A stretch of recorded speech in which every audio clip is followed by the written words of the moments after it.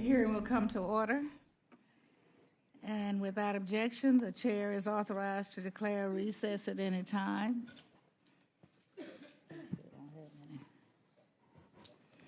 I know there are many hearings going on, so hopefully we will gain more people as the time passes. Let me welcome Administrator Bridenstine, and we have a lot to cover at today's hearing, so I will come right to the point. You have stated that NASA's fiscal year 2020 budget request is a good one, apparently in part because the President didn't cut your budget as much as he is proposing to cut the rest of America's federal R&D investments. And we consider rather misguided and harmful cuts to DOE and NSF's research budgets. So I'm really not that persuaded. In fact, I find both the NASA budget request and your written testimony for today's hearing to be a little disappointing. The President's budget request for fiscal year 2020 proposes the same ill-advised cuts to important NASA science and education initiatives that it did last year, cuts which Congress has already considered and rejected in fiscal year 2019 Appropriations Act. Eliminate NASA's key STEM activities, the MURAP, the Space Grant, and EPSCoR, the highest-ranking astrophysics decadal priority, the WFIRST, and 2 critical Earth science missions, PACE and Clario, made no sense last year, and we think it doesn't make any sense this year. I have little doubt that these cuts will be rejected by the Congress again. Yet it is in the area of human space flight, which accounts for half of NASA's budget, that I find your written testimony most troubling and non-responsive. Relying on that testimony, I would have no idea that Vice President Pence, presumably speaking for the President last week, directed NASA to undertake a crash program to put astronauts on the moon within 5 years by any means necessary, to quote the Vice President. And what is the most justification for this crash program? To quote the Vice President again, it is because we're in a space race today just as we were in the 60s, and the stakes are even higher. Moreover, according to the Vice President, the Chinese have revealed their ambition to seize the lunar strategic high ground, whatever that means. The simple truth is that we are not in a space race to get to the moon. We won that race a half-century ago, as this year's commemoration of Apollo 11 makes clear. And using outdated Cold War rhetoric about the adversary seizing the lunar strategic high ground only begs the question of why, if that is the Vice President's fear, the Department of Defense, with this more than $700 billion budget request, doesn't seem to share that fear and isn't tasked with preventing it from coming to pass. However, rhetoric isn't the same as a credible plan, and this committee needs to see if there is any substance to this crash program. The Vice President's directive to NASA came just 2 weeks after the Trump administration submitted its NASA budget request to Congress. Moreover, it is to be completed within the same 5-year budget horizon that is contained in the President's fiscal year 2020 budget request. Given the absence of an urgent crisis, it would be the height of irresponsibility for the Vice President of the United States to direct NASA to land astronauts on the moon within the next 5 years without knowing what it will cost, how achievable the schedule is, and how it would impact NASA's other programs. I expect, Mr. Administrator, for you to provide us this information today before this committee, as I assume you provided to the White House on each of those questions in advance of the Vice President's speech. The committee needs to know how much money will be needed in each of the next 5 years to carry out the crash program. We need to know how much, if any, money the President proposes to add to NASA's budget over the next 5 years and the extent to which NASA's other programs will be cannibalized or cut to fund this initiative. We need to know if our international partners will be part of it or simply frozen out, as some of the rhetoric would seem to suggest.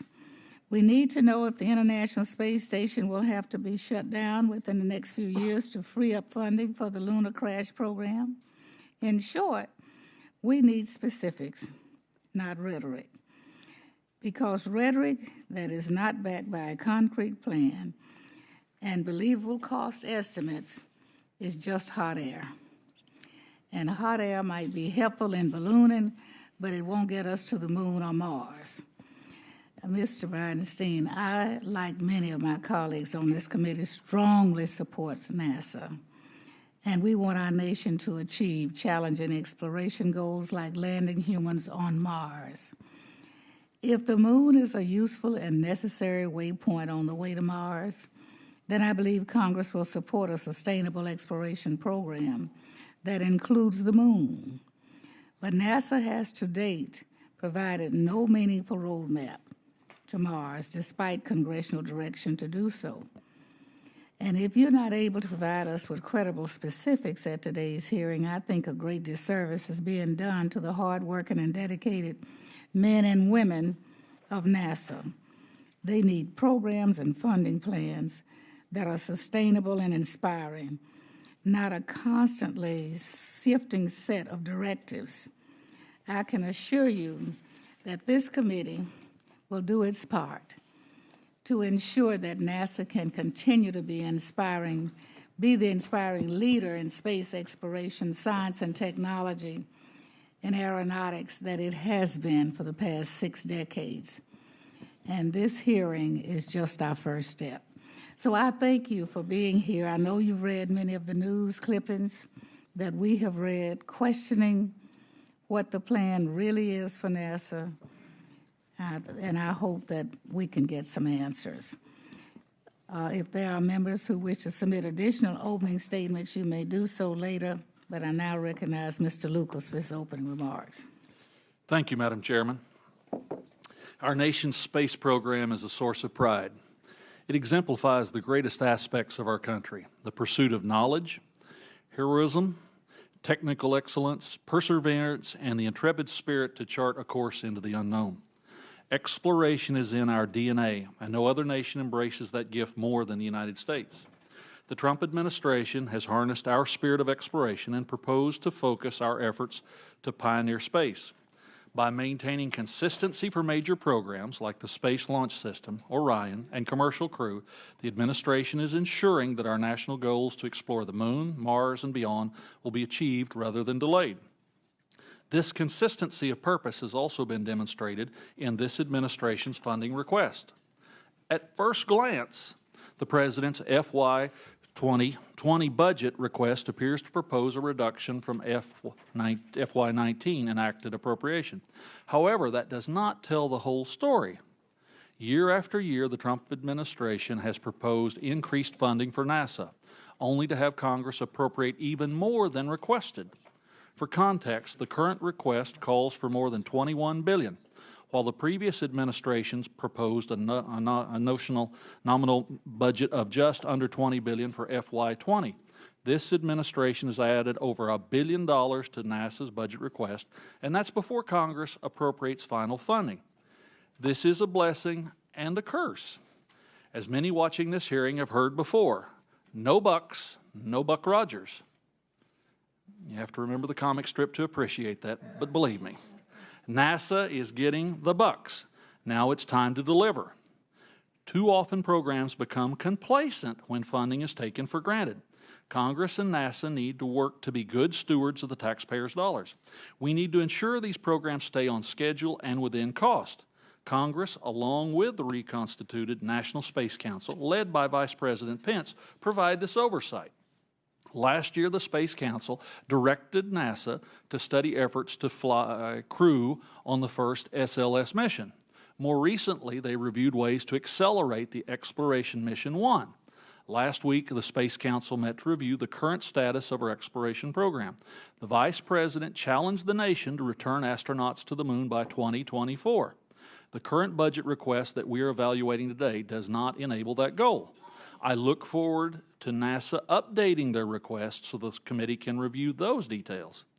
Aside from the budgetary unknowns, we do have a robust proposal on how we can achieve lunar exploration by 2024. The proposal focuses on the development of technologies that enable future exploration rather than dead-end, one-off technologies.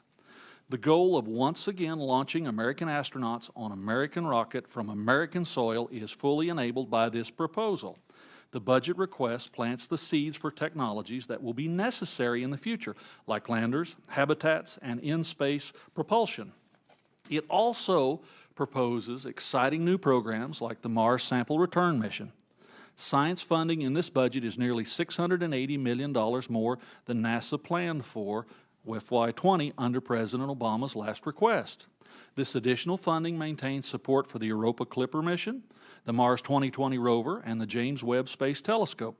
It also supports Earth science and heliophysics priorities from the National Academies of Science and the foundational research and analysis work that forms the backbone of our space science enterprise. Aeronautics funding under the proposal is robust as well. It supports the demonstration of a low-boom supersonic technologies that will hopefully inform regulatory relief of supersonic flight over land. It also addresses hypersonics that are critical to our national security technologies that will enable the air traffic management and allow the safe adoption of uncrewed aviation systems. Importantly, the budget request is also responsible. It attempts to rein in programs that bust their budget and defers the start of programs until they can demonstrate realistic cost, schedule, and performance metrics. The request funds the maintenance, operation, and facilities necessary to enable our space program. All too often, these enabling functions are ignored, but we shortchange these obligations at our own peril. Thankfully, this request recognizes the role that safety, security, and mission services serves to facilitate space exploration, advance science, protect lives, and sensitive information. Mr. Administrator, thank you for your appearance today, and I very much look forward to your testimony. You back, Madam Chair. Thank you. Thank you, Mr. Lucas. At this time, I will introduce our witness, James Frederick Bridenstine was sworn in as NASA's 13th administrator on April 23, 2018. Prior to his nomination, he served as a representative for Oklahoma's 1st Congressional District in the House of Representatives, and during his time in Congress, he served on the Armed Services Committee and right here on the Science, Space, and Technology Committee, as many of you well know. We are delighted to have the administrator back before us today, and we look forward to his testimony on the fiscal year 2020 NASA budget request. He has a history in the space and aeronautics field. He began his career in the U.S. Navy, flying combat missions in Iraq and Afghanistan. After transitioning to the U.S. Navy Reserve, he returned to Oklahoma, where he became the executive director of the Tulsa Air and Space Museum and Planetarium. He has completed a triple major at Rice University, which is in Texas, and earned his MBA at Cornell. As our witness should know, you will have 5 minutes for your spoken testimony, but your written testimony will be included in the record for the hearing. And when you've completed your spoken testimony, we begin a round of questions. Each member will have 5 minutes to question the panel. Mr. Bridenstine. Thank you, Chairwoman Johnson and Ranking Member Lucas. It is an honor to be back in the Science Committee, this time representing 17,000 of our country's finest employees at NASA. I understand, as the Chairwoman identified, that things are shifting. I will tell you that we submitted the budget request about 3 weeks ago now. And in that budget request, there's a very new direction for our country. The President has issued now Space Policy Directive 1. He says that we should go back to the moon. I like to say we should go forward to the moon, because the way we're going to do it under Space Policy Directive 1 is unlike anything that's ever been done before. We're not going to the moon to leave flags and footprints and then not go back for another 50 years.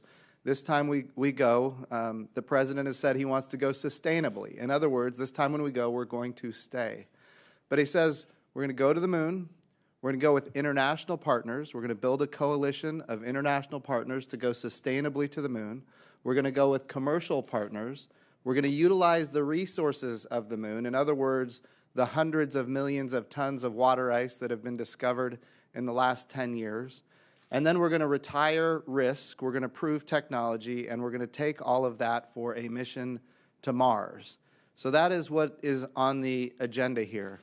I will tell you the first step in achieving that is continuing to advance the commercialization of low Earth orbit. And we have now seen commercial resupply of the International Space Station prove to be very successful. And we are in the midst of watching commercial crew continue to show advancements, which has been very exciting. I think many of you in this room saw the Crew Dragon docked to the International Space Station just a few short weeks ago. Eventually, by the end of this year, we will be launching American astronauts on American rockets from American soil to the International Space Station for the first time since the retirement of the space shuttles in 2011. So that is a very exciting thing that we're looking forward to. But that's commercial crew. We've already completed commercial resupply capabilities, and eventually we want to get to commercialization of human habitats in low Earth orbit. All of this for the point of this. We think it's important, and I know this committee has doubled down on this importance. NASA should be one customer of many customers in a robust commercial marketplace in low Earth orbit. That includes launch, it includes habitation, and we want to have numerous suppliers that are competing on cost and innovation in low Earth orbit. The reason for this is to drive down cost and increase access, and then utilize the resources that have been given to us by this body to go to the moon sustainably with our international partners and our commercial partners, to do things that only government can do. That's what NASA should be doing. And we look forward to advancing that agenda. In this particular budget, these agenda items are embedded in this budget. I don't want to dismiss, though, how important the rest of what NASA does is. Right now, we have the Parker Solar Probe in orbit around the sun, in fact, flying through the solar corona, helping us better understand solar flares and corona mass ejections.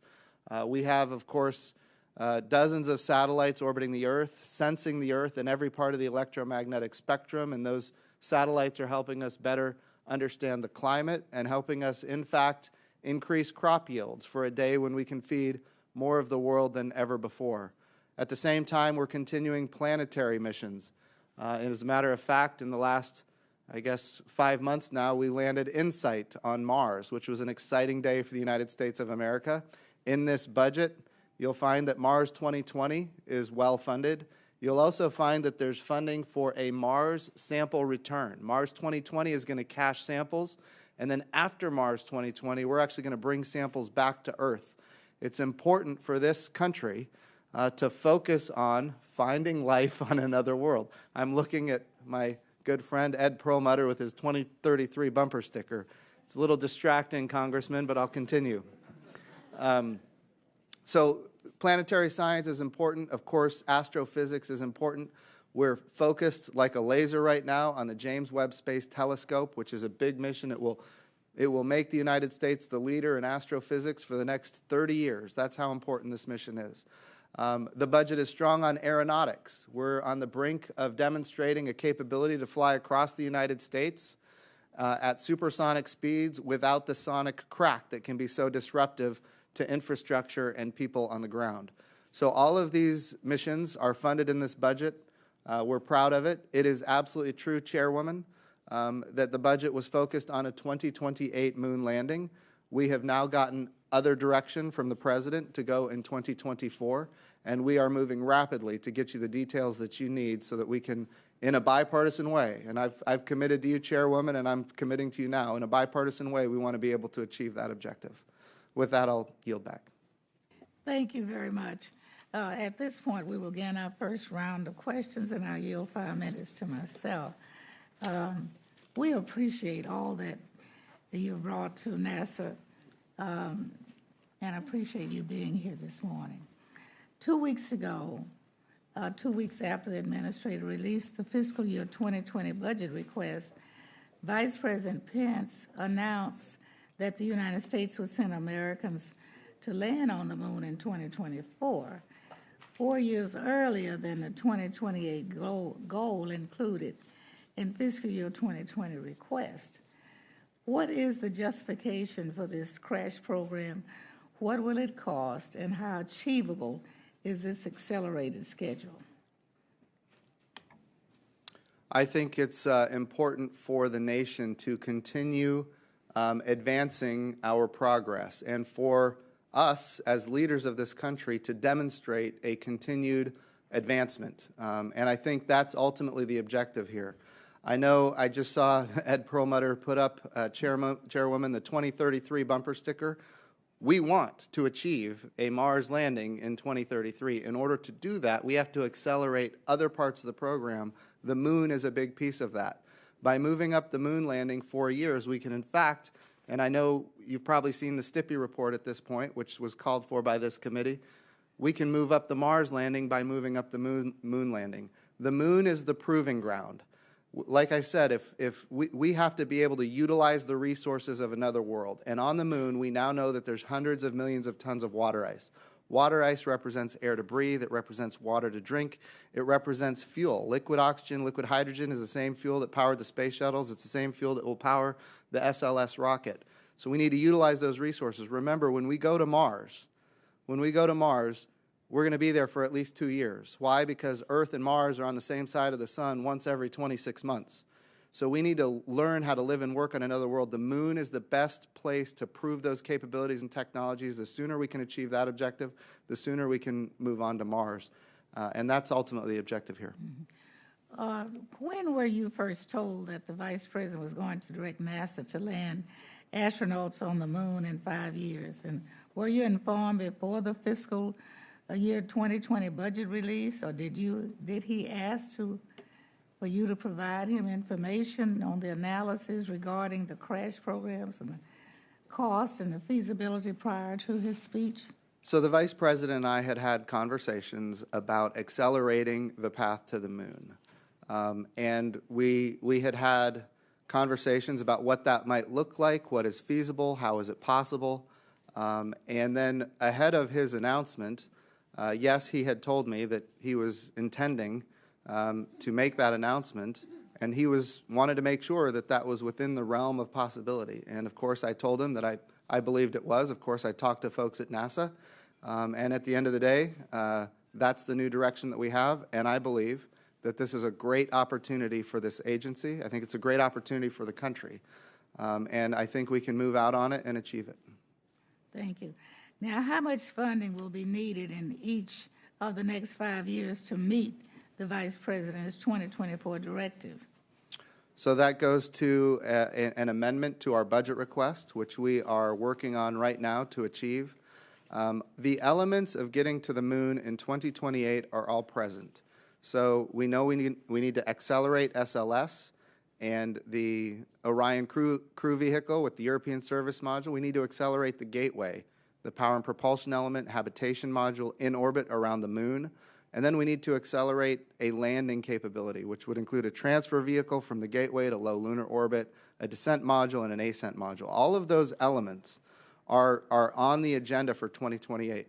In order to achieve 2024, we need to take some of those elements and move them forward to achieve that objective. And what we're working on right now at NASA is compiling the data necessary to come back to this committee, to come back to Congress and ask for an amendment to our budget request and attempt to win the buy-in of this critically important committee and the United States Congress. Thank you. Do you think you can achieve that by April the 15th? I think we can get really close. Yes, ma'am. Okay. Thank you very much. My time has expired. Mr. Lucas. Madam Chair, before I begin my official question time, I'd like to ask to speak for a moment out of order, introduce a new member to the committee. Yes. Thank you, Madam Chairman. Jamie Herrera Butler represents the 3rd District of the Southwest of Washington State. She's done great work already on advancing STEM, conserving important resources, and driving technology progress. So welcome to the committee, Jamie. You'll find this is a fun committee, and that's not always the circumstances everywhere. Thank you, Madam Chairman. Thank you, and welcome. And when you mention STEM in any of your conversation, you get my attention. Mr. Lucas. Well put, Madam Chair. Director, this FY20 budget request for NASA is $21 billion and $19 million in change, so to speak. The Obama administration's last request for FY17 planned to request $19.879 billion in FY20. How does the extra $1.14 billion request schedule for this year enable exploration, science, and aeronautics? What's the difference between the two? So the focus now is getting humans to the moon as soon as possible. 2028 was based on the budget request, and the intent, of course, is to not just get humans to the surface of the moon, but prove that we can live and work on another world. And that's really what the extra resources have been applied to.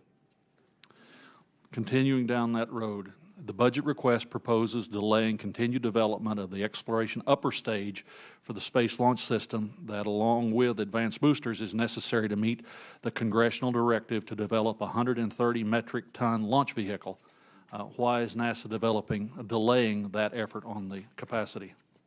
Mr. Ranking Member, what we have found is that the development of SLS has proven to be more challenging than previously anticipated. So what we have attempted to do at NASA is focus Boeing on getting the core stage of SLS complete, and then from there we can move to the exploration upper stage. But the key is to be able to launch American astronauts to the moon, and we can do that with an SLS core stage and an interim cryogenic propulsion stage, and then we can get to that near rectilinear halo orbit around the moon where we're going to build the gateway. But the key is, and I agree with you completely, we need an exploration upper stage. The key is we've got to get the SLS built, or the exploration upper stage isn't going to be usable. So we're still committed to developing the 130 metric ton launch vehicle? Yes, sir. In this because if we're going to throw big things up, we've got to have a big capacity to do that. Yes, sir. In this budget request, the intent was to delay. We have no intent to cancel. We're trying to get SLS complete so we can get humans in the vicinity of the moon as soon as possible. Director, 2 years ago, Congress passed the Weather Research and Forecasting Innovation Act, which I sponsored and featured yourself and Ms. Bonamici as the original co-sponsors. Title III of the Act created a pilot program for NOAA to procure data from the private sector that could be integrated into the National Weather Service forecast. The law also directs NOAA to avoid duplication between public and private resources of data. The goal was to stimulate the private sector to provide data to protect lives and property and ensure U.S. leadership in weather forecasting. The FY20 budget request for NASA proposes to spend millions of dollars on sensors aboard the European Sentinel-6 mission to conduct global navigation satellite system radio occultation observations, what a phrase, to ingest into the U.S. forecast. U.S. companies are currently providing GPS radio occultation data to NOAA. This administration, and you in particular, have been stalwart advocates for commercial space enterprise. How is NASA ensuring they're not competing with the private sector? Aside from the direction in the 2017 Weather Act, current U.S. commercial remote sensing policy also directs agencies to rely on maximum practical extent on U.S. commercial remote sensing space capacities for fulfilling imagery and the needs of the military, intelligence, foreign policy, homeland security, and civil users. How are we balancing that public-private? Sir, this is a critically important issue that our nation needs to be focused on. As you are aware, GPS radio occultation under laws passed by this committee and this Congress have enabled us to, for the first time in history, use commercial GPS radio occultation data and ingest it into our data assimilation systems and our numerical weather models, and in fact derive results that are meaningful. In other words, commercial data is no longer going to be really just a pilot program, but we're looking to operationalize that commercial data because of the work of this committee. And for that, I will tell you, our nation is grateful. As far as the operational use of GPS radio occultation data from our European partners, NASA is not involved in that. I would defer to my NOAA colleagues on how they intend to I guess, work that issue. But know that commercial data is a critical piece of the mix, and I'm happy to take that and get you a more complete answer after talking to my NOAA colleagues. We'll follow up because we certainly don't want to push private industry out of the spectrum as hard as you and I work to make that possible. Yes, sir. With my remaining moments, Madam Chairman, I have the privilege of also introducing one more new Republican member of the Science Committee. Jennifer Gonzalez Colon represents Puerto Rico, which has a large R&T industry and a commitment to innovation and research. Jennifer is also a proud graduate of a STEM magnet high school, and she's told me she's excited to work on promoting STEM education. So you have another ally, Madam Chairman, when it comes to STEM. Thank you very much. They can keep on coming. Thank you. Yield back, Madam Chairman. Thank you very much. Ms. Bonamici. Thank you so much to the chair and ranking member, and welcome back to the Science Committee to our former colleague, Administrator Bridenstine. I appreciated our early efforts to work together, and thank you, Mr. Lucas, for pointing that out. And I hope we can continue to work together to support NASA and its historic mission and its workforce.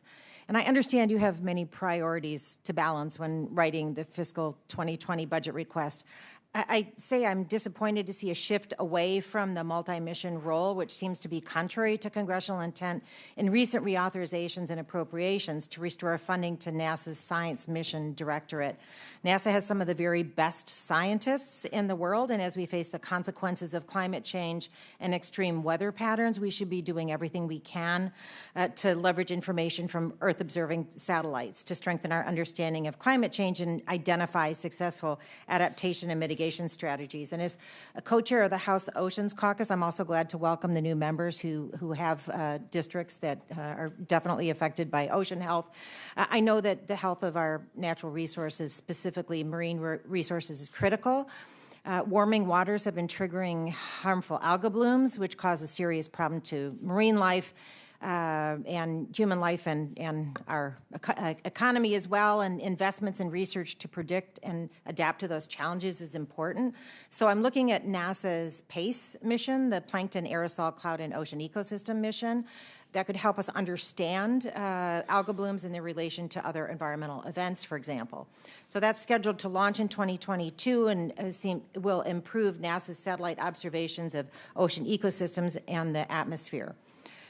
However, Administrator Bridenstine, despite demonstrated value shown in the January 2018 National Academy's Earth Sciences Decadal Survey, the Thriving on Our Changing Planets survey, your budget proposes to terminate the PACE mission and justifies this decision by stating that existing and planned missions from other NASA, NOAA, and international partner satellite fleets are providing or will provide measurements to establish similar science. It's worth noting that the PACE mission is known for having the most advanced ocean color instrument in NASA's history. So what are the other federal government and international satellite efforts that are providing, or you say will provide, similar results? And is there a consensus from the scientific community that the same data products of the same quality that would have been in the PACE mission will be delivered from other missions? So, and did you consult with other scientific researchers involved with PACE before making this decision? So that's another important question. Know this, Congresswoman. As of right now, PACE is funded by Congress, and we are moving out on it very rapidly. It is a good mission, and NASA believes in it, and we're working very hard to achieve its launch in 2022. It is also true that it's early in the development phase, and when we consider all of the things that we're balancing, that was one of the casualties of ultimately making decisions in a constrained, budget environment. But it is also true that there are other missions that NASA has and our international partners have that help us characterize the color of water. Specific missions that I can take that for the record and get back to you what those instruments may be and on which satellites. And did you consult with the scientific researchers involved in the PACE mission when making this decision to terminate the program? We did. We consult with all of our missions when making these critically important decisions. I have another question. Last Congress, we passed the NASA Transition Authorization Act, reaffirming the sense of Congress that the administrator should set science priorities by following the guidance provided by the scientific community through the National Academies of Science, Engineering, and Medicine's decadal surveys. And I'm concerned that the proposed budget does not align with this principle. I'm especially concerned about cuts to earth science. Can you explain the lack of funding in your budget request to initiate missions and implement the most recent earth science decadal survey? And based on your fiscal 2020 request, when could we expect decadal surveys missions to be initiated and launched, and when will they be funded? Yes, ma'am. So as of right now, we have the highest earth science budget in the history of the United States. And if you look at our earth science budget compared to that of all the other nations of the world, if you add up the European Space Agency and Canada and Japan and Russia, our partners on the International Space Station, collectively, their GDPs are higher than ours, and we're about equal to spending as much as all of those nations combined on earth science. I think our earth science budget is very good. In fact, this particular earth science budget request is higher than 5 of the budgets that were enacted under President Obama, which is a solid, I think, position to be in. And I know you and I have talked. My commitment is and will be to do everything possible to make NASA an apolitical, bipartisan organization. I want to drive consensus, and the way we get consensus is to listen to the decadal surveys from the National Academy of Sciences, and to the best of my ability, I have done that, and my commitment is to continue doing that. Thank you. My time has expired. I yield back. Thank you. Thank you. Mr. Posey. Thank you, Madam Chair and Ranking Member, for holding this hearing. It certainly is good to know that our days of reliance on others for human access to space are limited. And great to see you back here, Mr. Bridenstine, as Administrator. Thank you. Can you provide an overview of what preparations are being made at Kennedy Space Center to support the first launch of SLS and Orion on Exploration Mission 1 next year, as we prepare to receive and process the rocket and the spacecraft at KSC? What activities are taking place now to ensure that smooth stacking, integration, and rollout will all happen?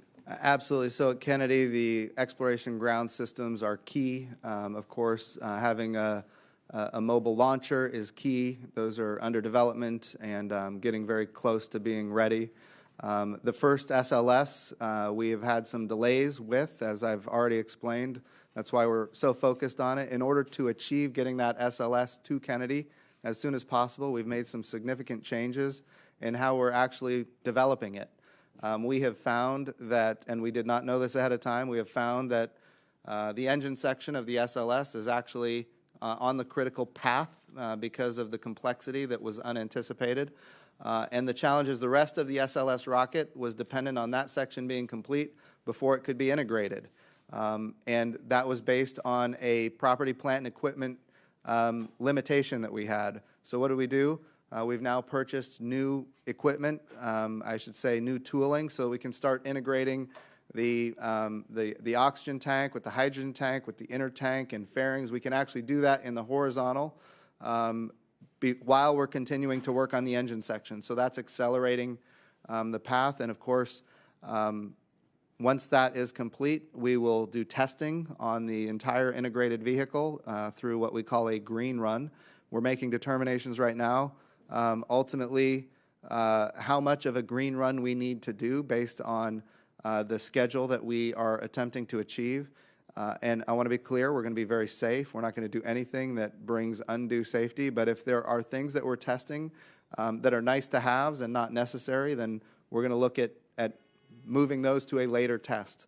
But at the end of the day, we want to get the rocket to the Kennedy Space Center. We want to make sure that the launch pad and the mobile launcher are ready to go. And all of those are not in the critical path right now. I think we're in good shape for those activities.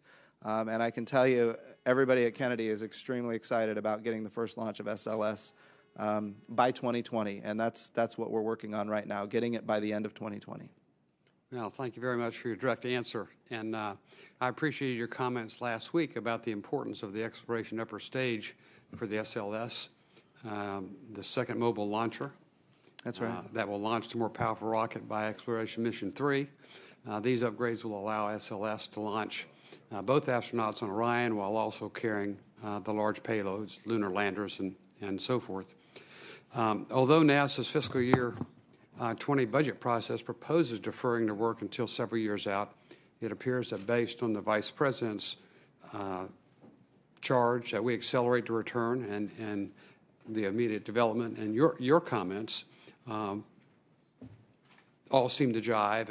And so, if so, how will NASA continue and accelerate EUS and ML2 development this year in FY20? So just so you're aware, this is an important issue, and you're hitting the nail on the head. Under the law, we are required to build the second mobile launcher. And what we do at NASA is we follow the law. So we are right now, in order to build that second mobile launcher, which is required by law, we are continuing to develop the exploration upper stage in a limited way. Like I told Ranking Member Lucas, we want to focus on that core stage, but in a limited way, we need to continue development on exploration upper stage so that we can follow the law and build that second mobile launcher. My commitment, sir, is to follow the law, and we will continue doing that. But it is true that right now, if we're going to accelerate the agenda to 2024, we're going to have to make decisions as to what the level of investment is going to be and make a modification to the budget request to achieve that agenda. And we look forward in the coming weeks working with OMB and the administration, coming to you with a plan to achieve that. And that's like the chairwoman said. Keep going back to my old days. Like the chairwoman said, we want to get that to you as soon as possible, hopefully by April 15th. Thank you very much, Mr. Bridenstine, and I yield back. Thank you very much. Ms. Horn. Thank you, Madam Chair. Good morning, Administrator. I want to start by saying I have a statement that I've submitted for the record that should be over there. I want to start off by talking, I think you made a good point about this is not a partisan issue, and it shouldn't be, but I think there are some important unanswered questions about how we're going to achieve the things that have been proposed and some clarity.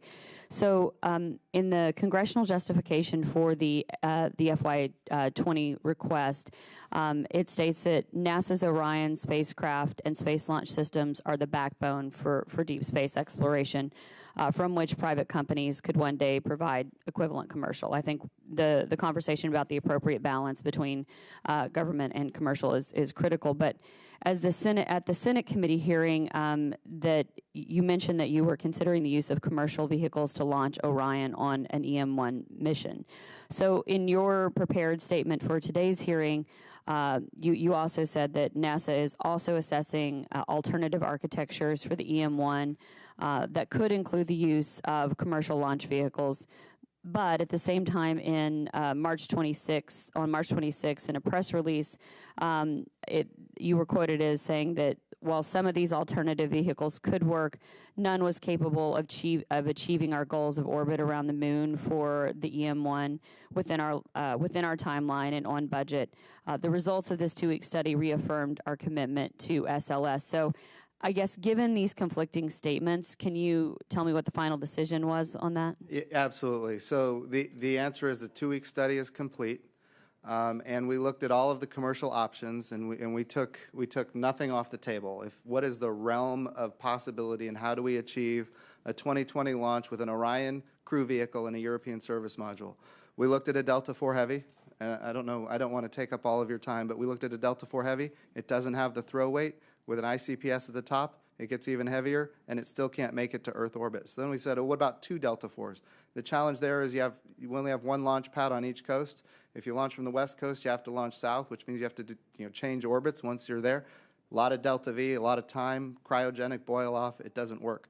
So then we said, what about launching a Delta IV and a Falcon Heavy? And what if we were to put a Crew Dragon on top of a Falcon and do automatic rendezvous and docking, which is the only capability we have right now as a country, is that Crew Dragon to do automatic rendezvous and docking with the Orion. The challenge there is the Crew Dragon doesn't have the thrust to throw the Orion around the moon, so that didn't work. So then we looked at way out of the box. What if we were to consider putting a Falcon Heavy with an Orion service module, or the Orion crew vehicle, and a European service module, and an ICPS from ULA. And I know that sounds crazy, but again, we're looking at all options. And in fact, it works. It requires a lot of modifications to the launch infrastructure, to the launch pad, to the erector arm. It takes a lot of modifications to do cryogenic and hypergolic refueling on the pad, which doesn't currently exist. It takes a lot of time, and there's a lot of cost, and there's risk. And it wouldn't work for accelerating a 2020 launch of an Orion crew vehicle. But what it did demonstrate is that if you have a little bit extra time, 2023, maybe 2024, a lot of that uncertainty could be retired. And if we're going to get so just because I have a few more questions that I want to get to, so can you boil it down to the final decision? Because I appreciate you looking at all those things, but can you boil that down to the final decision that we're still on track with the SLS for EM1? Absolutely. Okay. SLS is the best. In fact, it's the only option for EM1. And there are options in the future that need to be considered. And when we land on the moon in 2024, it's only because of all of the above strategies. There's a couple more questions I have, and I'm just going to boil them down really quickly. Actually, I've got quite a few more, but focusing on the accelerated moon landing and the how we're going to get there, for moving it up even another 5 years from where we were. There are, with these announcements and moving it up, what is the need for the lunar demonstration programs, given this proposed accelerated timeline? How are those programs going to be impacted? They're important. So, we have the commercial lunar payload services underway, where we're going to purchase the access to the moon commercially. We're going to small payloads, 10 pounds or less. Can you deliver it to the south pole of the moon so we can characterize the water ice, understand kind of what is the value of the specific territory where we want to land? So those missions are underway right now. They're critically important to helping us understand where, when we land humans on the surface of the moon, where we want to place those humans. Okay. My time has expired, but we will be submitting some more questions for the record. Thank you. Yes, ma'am. Thank you very much, Mr. Biggs. Okay, Balderson. Or Cloud, she said.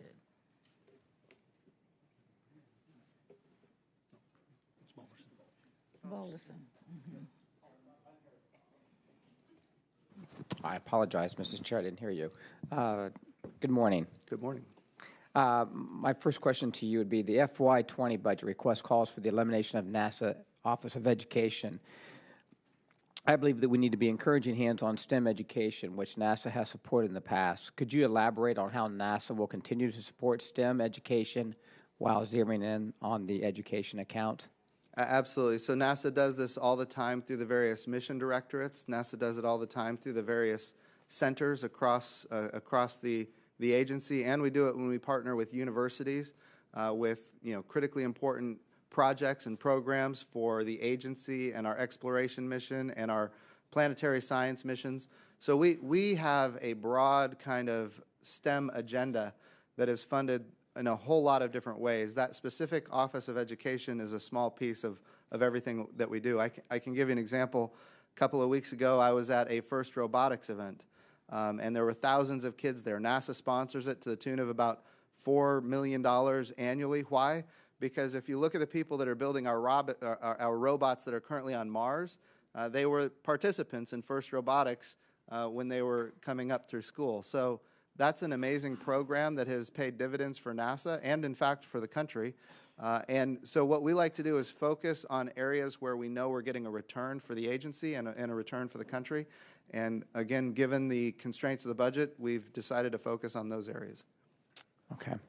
Thank you. I have one more question. In your testimony, you talked about the importance of the Lunar Gateway in order to continue manned missions beyond the low Earth or orbit.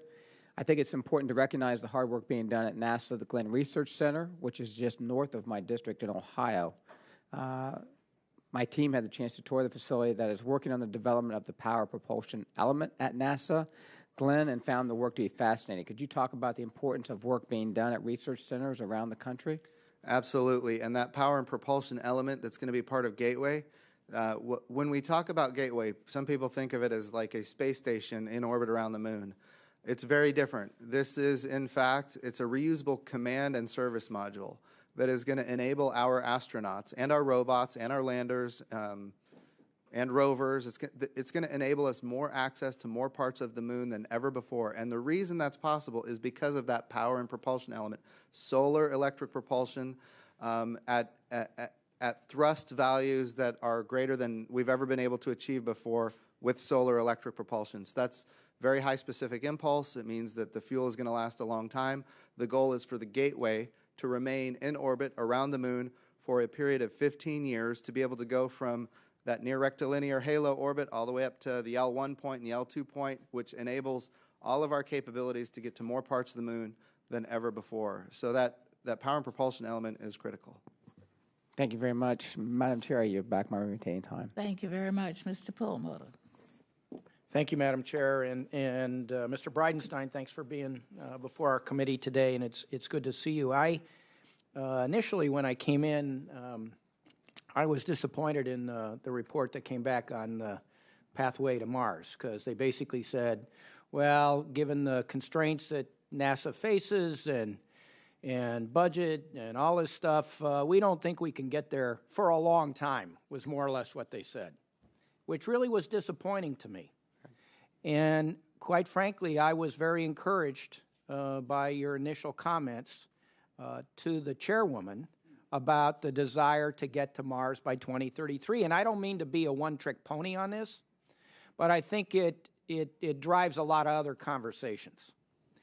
And so, you know, it's a responsibility of the Congress to provide you all with the resources and the pressure that you felt from the White House, and not you, but NASA, to accelerate returning to the moon, you know, being able to survive on the moon for extended periods of time. Quite frankly, for me, I'm okay with that, because I think it accelerates the effort to get to Mars, which I think is the underlying driving force here for inspiration, as well as for NASA to just really expand and continue to expand its capabilities and its imagination. So I really don't have too many questions. My responsibility is to continue to talk to this committee and to others about this goal. Something that's interesting, and this is sort of outside of the context of this committee, is when Vice President Pence says we're in a space race or we've got competition, there is an element of national security that is attached to that, somewhat. It's not just the civil side of our budget that is implicated in that. And so I'm going to be turning over every stone to provide the resources so that you guys, the technical, the science, all that stuff, to get this done. And I'll just have an open-ended statement to you about that, and you can respond. I will tell you, Congressman Perlmutter, your leadership on this has been amazing. In fact, when I came over here, I said, look, I'm going to see my friend Ed Perlmutter, and I need to get a bumper sticker that says 2033 on it. I didn't have one in my office. Don't know why I didn't have one in my office. I should have. But I walked into an office just down the hall, and I stole one from somebody who works at NASA. So just know that your efforts have been felt and seen and heard throughout NASA, and we're grateful for it. And we are doing everything we can to accelerate that agenda, because you're right, Mars is in fact the horizon goal. The moon is the tool that we need to get to Mars. The glory of the moon is it's a 3-day journey home. We have seen what happens when there's failure on the way to the moon. With Apollo 13, people can make it home safely. If that were to happen on the way to Mars, it would be a very bad day for the country, and we don't want that to happen. So the moon is the tool to get to Mars, and we're doing everything we can to accelerate. Thank you. I yield back. Thank you very much. Mr. Gonzalez. Thank you, Madam Chair and Ranking Member, for holding this hearing today, and obviously a big thank you to you, Mr. Bridenstine, for your work for our country and with NASA. Like Troy, I have the distinct honor of I represent Northeast Ohio, he's Central Ohio, and we're home to the NASA Glenn Research Center, as you know. Quintessential research center for achieving NASA's vision and mission. Having visited the center recently, saw firsthand just how incredible the scientists are, the engineers, the technicians working there, over 3,000 strong. Just absolutely amazing work. As you may know, Midwest has suffered from the loss of manufacturing jobs over the last decade. Look no further than our recent closing in Lordstown at the GM plant. It's my belief that in recent years, certainly with the Glenn Research Center, NASA has underutilized the commercial aerospace resources and human capital of Ohio and nearby states. What can you do or think about to ensure that Midwest capabilities and capacities are recognized in the procurement and development of goods and services obtained by NASA? That's another very important question. We are working every day at NASA to make sure that we're taking advantage of all of our centers and all of the talent that we have. And we always consider the talent internal to our agency before we go outside the agency. And what you know very well is we have a lot of talent. The power and propulsion element, as we just discussed, is a critical piece of the future architecture. But the aeronautics capabilities of Glenn are really second to none. We're talking about wind tunnel technologies. We're talking about the ability to test engines, to increase fuel efficiency, to, in fact, improve, the environmental standards of aircraft. All of these things are being done at Glenn in a very meaningful and positive way.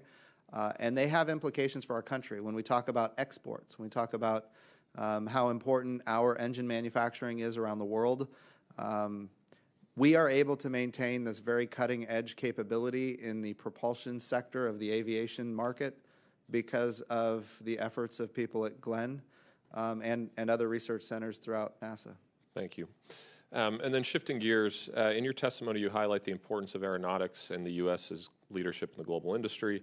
As Russia and China continue to make investments in their domestic aerospace sector, I think it's more critical than ever that NASA continue to lead in the fundamental research that will help the U.S. aerospace sector remain competitive, especially in commercial aircraft and autonomous passenger and cargo systems.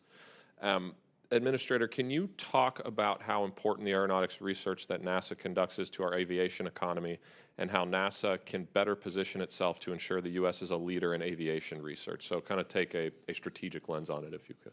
Absolutely. So what we have to think about is what does the future of aviation look like, and how does the United States of America remain preeminent in that space, really for our own economy and for exports. And that's really where NASA plays. There are some very leading-edge investments that might be too high risk for a for-profit company to invest in, but we can come alongside and support them in that effort. And we've done that. I don't know if you look at engines these days on aircraft, and as a pilot, I look at these engines, I'm like, man, these engines keep getting bigger and bigger. And the point now where the engines are flat on the bottom because they'll hit the ground, that kind of thing. What is driving that? Well, these are reduction gear capabilities developed by NASA with partnerships with our commercial industries, ultimately so that we could increase fuel efficiency, reduce noise, and have better environmental standards without losing any kind of power or thrust. So those bigger turbofans are a direct result of NASA investments, and we want to keep doing that. It's also important to note a couple of other things I think are important. We want to be able to fly from New York to LA in a matter of 2 hours instead of 6 hours. We want to have an ability to fly supersonic across the United States without a sonic boom that is disturbing to people and infrastructure. That technology is being developed right now so that at the end of the day, FAA can give us a determination that it's perfectly okay to fly supersonic over the United States. We're working on that. And then when we think about urban air mobility, the idea that you can order something and have it delivered to your front door with, no kidding, a drone in a matter of minutes. That capability is on the horizon. And eventually, the idea that we're going to be able to fly humans across a city and avoid traffic with urban air mobility. Like, we need to be thinking about that today. There's billions of dollars of investment going into these activities all over the world. The United States of America needs to be in the lead. I completely agree with you. Thank you for your time, and I yield back. You bet. Thank you very much, Dr. Foster.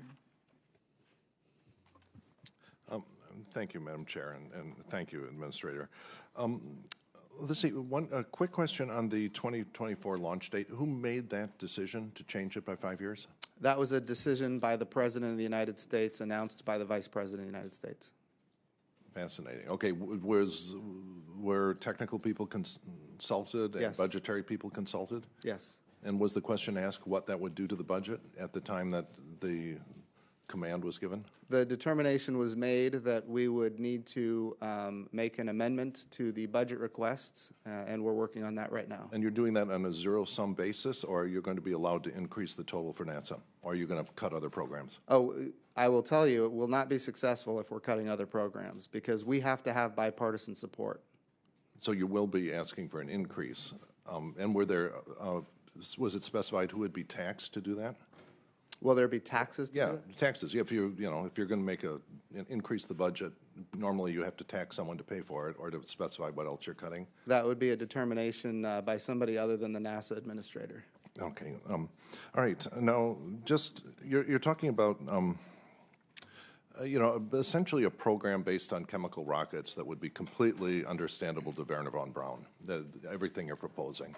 And there have been for decades conceptual designs for ways to get stuff into low Earth orbit for much less.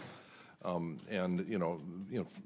example, these are things like electromagnetic launch systems, air breathing systems, space elevators, Lofstrom loops, all this sort of stuff. And it seems like you're spending a negligible amount of stuff that actually has a chance to reduce the cost of getting stuff into low Earth orbit. And is that something that bothers you, or have you considered moving the needle on that so that actually we have a chance 50 or 100 years from now with having space be affordable to people, which I think is pretty clearly not going to happen if we just keep using chemical rockets again and again? That's an important question. You're absolutely right. Chemical rockets are expensive. We're making really great advancements right now on the reusability of rockets, which is driving down cost and increasing access. That's not a major effect. I visited SpaceX, when this was still conceptual, hadn't been proven yet, and I asked the question, okay, if you reuse the booster, how much, let's say it all works and that they're able to do it. You reduce your capacity to low Earth orbit because you have to retain fuel to land the booster. You have to go and take stuff apart, respace, qualify it, everything. How much money do you actually save? And the answer from the engineer at the time was you save 17%. That is not transformative. We need a factor of 10 in the reduction of costs, not whatever number you get from reusability of the first stage booster. So you have to spend money on transformative technologies, and I don't see that anywhere in your budget. And is that how do you view that trade-off? So I think, again, I think it depends on what your definition of transformative technologies are. I will tell you something that could get a factor of 10 in the cost to low Earth orbit. Okay. Look, if there's a way to get a factor of 10 reduction in cost, I'm all for it, and I'd love to hear your ideas on it. I know you're a physicist, and I'm all ears. It relies on fundamental research. If you want to make the space elevator work, you got to get long carbon nanotubes in mass production. These are things where they're good ideas on how to spend the money. But if you concentrate more and more on let's go to the moon with the exact same technology we used 50 years ago in the next 5 years, the money that's spent there is not being spent on something that can actually make space accessible to large numbers of Americans 20, 30, 50 years from now. So I urge you to rethink the trajectory you're on. In a similar way, space nuclear power is something that you're working on. And the trade-off the decision you have to make early is whether you're going to use weapons-grade material or non-weapons-grade material. It's my understanding that for nuclear space propulsion, you have settled on low-enriched, non-weapons usable.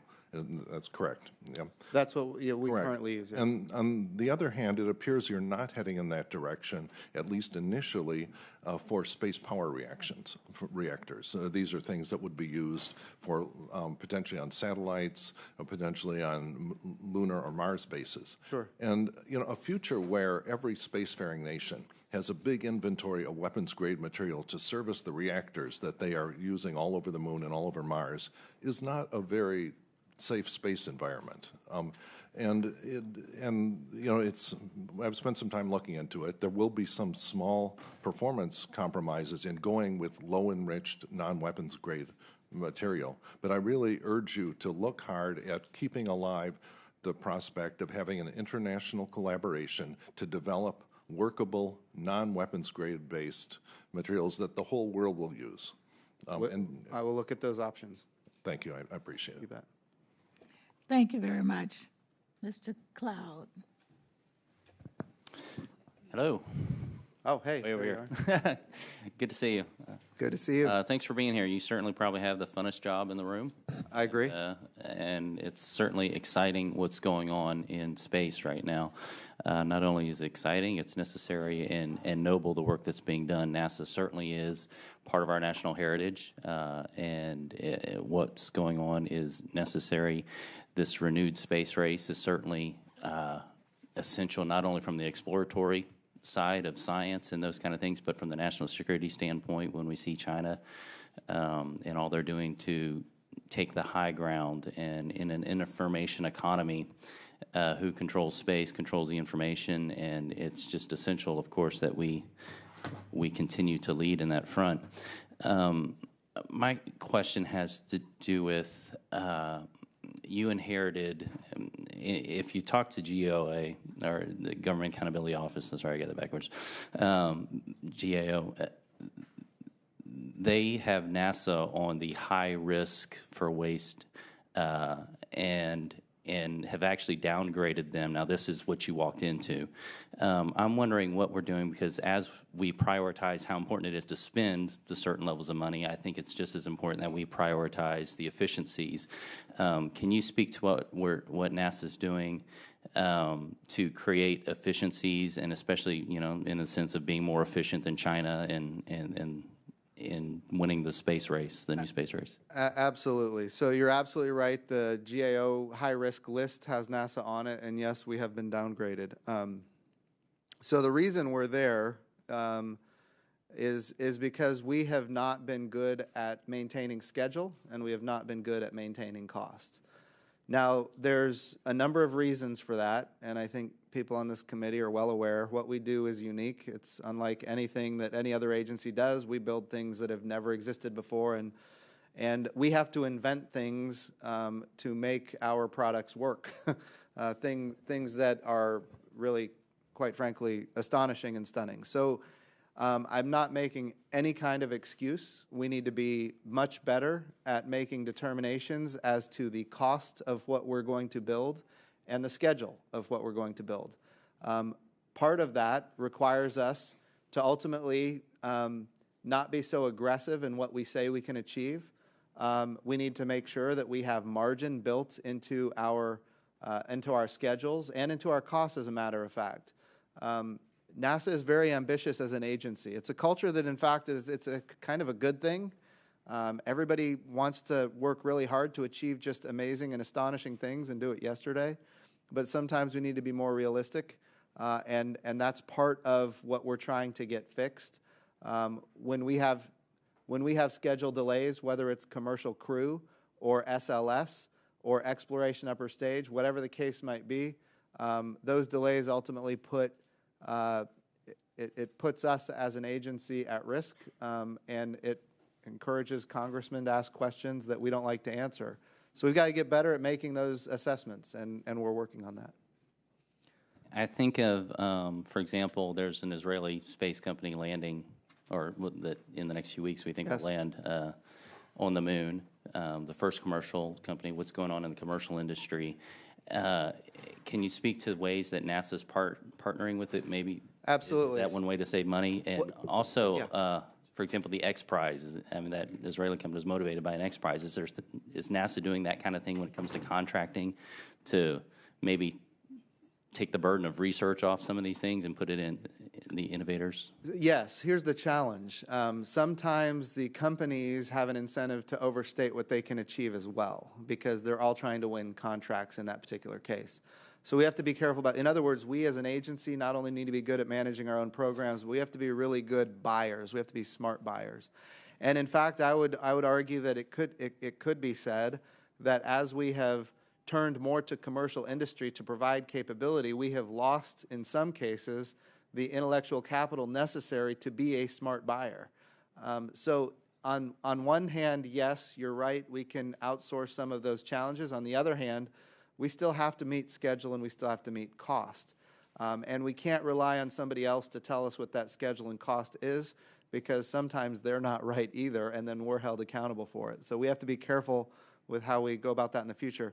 But the X Prize you mentioned, Space IL, we are partnering with Space IL, which is that little Israeli company. They're going to be landing something on the moon for $95 million worth of investment, which is a radical change in cost for anything that's ever landed on the moon previously.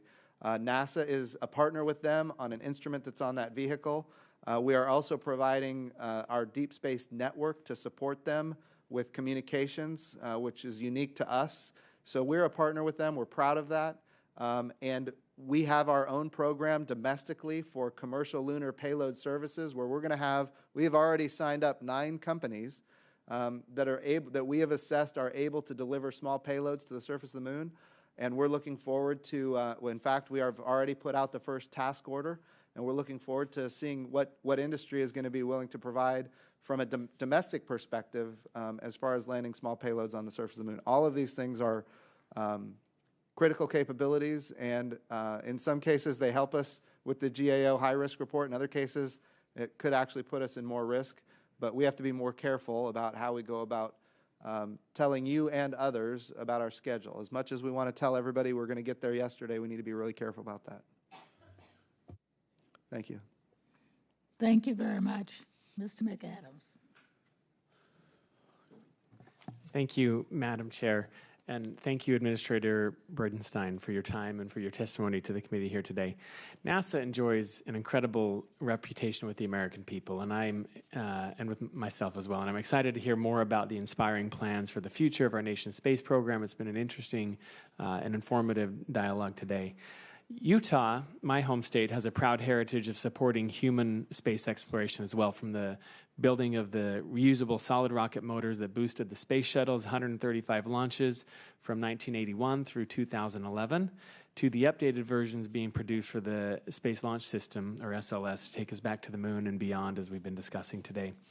I also believe that I share with you the belief that we must ensure our priorities are informed by the scientific community's knowledge and priorities for exploration and technology development, and that our goals, which certainly must be ambitious as they are also grounded in our ability to deliver the requisite technology and safely complete the mission. So my question for you is, first of all, I guess I'm a little perplexed that after NASA prepared the agency's budget request, the administration announced the acceleration of the plans to send humans to the moon again by 2024, rather than the previous goal, a goal that I support. And while I think that objective is laudable, I'm concerned that given what appears to be a lack of planning for such a goal, that NASA still has a lot of questions to answer to achieve that mission on such a short time frame. So I'm also pleased to hear your ongoing commitment to the SLS, but how would this budget speed up SLS development and readiness, particularly in light of its important role in the accelerated mission schedule? So the budget request currently has us focused on the core stage of SLS, which is where the challenge has been, specifically the engine section on that core stage. And so we are using the resources that we have for the SLS focused on that. And we have in fact made tooling investments so that we can integrate the oxygen tank, the inner tank, the hydrogen tank in a horizontal way. So the engine section is no longer in the critical path, and we can continue assembling the rest of the rocket for a delivery by the end of this year. So all of that, I think, is progress in the right direction. And you had a question ahead of that. What was the? Yeah, just how in light of the enroll, how? Sorry, let me just look back at my notes here. Yeah. Well, I guess a follow-on question that I would have has this accelerated schedule, have you discussed that with the Aerospace Safety Advisory Panel, and what comments or concerns did they have, if any? So that's the answer is that we have discussed this. I had a town hall yesterday. We got questions about it with the entire NASA family and put it all out there and said, look, we have a new agenda to get there in 2024. And of course, there were questions like, are we going to compromise safety? And the answer is, Congressman, absolutely not. We have independent technical authorities embedded into the programs. Those independent technical authorities, they don't get their assessment from their manager does not come from the program. It's completely independent. And if they need to throw a red flag and say this isn't safe, they have a job to do that. And we want those independent technical authorities for safety to stay in place, whether it's engineering or technology or human factors, medicine. All of those safety valves are in place and they're strong, and we're gonna keep them. We're not going to take any undue risk. But I would like to say, when John F. Kennedy announced we were going to the moon, in Congress, as a matter of fact, in 1961, it was only weeks after Alan Shepard passed the Kármán line. It was basically a very short hop straight up and straight down. And in a matter of weeks, he was announcing, we're going to go to the moon by the end of the decade. That was a moment in American history that was transformative. It captured the imagination of the American people. It wasn't without challenges, but we achieved it. And now it's an accomplishment that everybody still quotes. Everybody still talks about. My children watch the videos, and I'm sure your family has as well. Yeah. So all of these things I think are important. Like this is, in my view, this is a great opportunity for this agency. It's a great opportunity for the country, and I think we can capitalize on it. Thank you, Mr. Administrator. Applaud the ambition. Let's make sure we do it safely. Yes, sir. I yield back. Thank you very much, Mr. Olson. I thank the chair and welcome to a former member of this committee, a former naval aviator, and a fellow Rice University graduate. Go Owls. Go Owls. Hoot. Before I ask you questions, I'm compelled to make some comments on Vice President Pence's vision of going to the moon in 5 years. We all know NASA's attitude from Apollo 13. Failure is not an option. But listening to my colleagues from their side of the aisle, that phrase may now be, failure is the only option. I remind my colleagues, the young president, John Fitzgerald Kennedy, told the American people at our alma mater, Rice University, and this is a quote, "I realize that this is in some measure an act of faith and vision," end quote. "We choose to go to the moon in this decade." He said that on September 12th of 1962. Neil Armstrong said, "That's one small step for man, a giant leap for mankind," 6 years and 311 days after that inspiring speech. We can go back to the moon if we make the commitment in 5 years. And I think to go to Mars, we have to go back to the moon first. The moon should be the place we train for going to Mars. A few examples. The moon's gravity is 1/6 of our gravity. Mars is 1/3. You talk to Neil Armstrong, I did before he passed on, or Buzz Aldrin. They tried to walk on the moon. Within minutes, they learned how to hop to get around. My point is we have a great pool by the Johnson Space Center. They can train there, but it's not actually working in the atmosphere of the gravity we have between Mars and the moon. We have one difference, too, about going to the moon in the 60s and days. We have the rocket being built right now, the SLS. It's going forward. It's online. It may be ready to fly in the next couple of years. The Saturn V came out of nowhere to go flying. We're way ahead of the curve on that one. We have the crew vehicle. This committee saved the Orion capsule when it was killed with the previous administration's destruction of the Constellation project. We saved that capsule to take human beings, Americans, back to the moon, to Mars, and beyond. It's been mentioned, too, we have to have bigger rockets to go to Mars, faster rockets. Right now, the moon is about 2 days away with our current rockets. Jim can tell you Mars is probably 3 months, 4 months, 6 months? 7, maybe. 7 months. Yeah. That means people have to have food, they have to have water supplies. That's going to be one big, heavy rocket. Have to have new propulsion system. For example, a former astronaut named Franklin Chang Diaz has what's called it's draw a blank on here, but it's basically a rocket. It keeps accelerating. Jim was reminding me what the rocket's called, but it goes faster and faster. Not the speed of sound, but the speed of light. Maybe get to Mars within 3 weeks as opposed to 3 months. Also, there's a big belt of radiation between Earth and Mars. We've never been through that with humans. We have to learn how we get through that band and keep humans alive.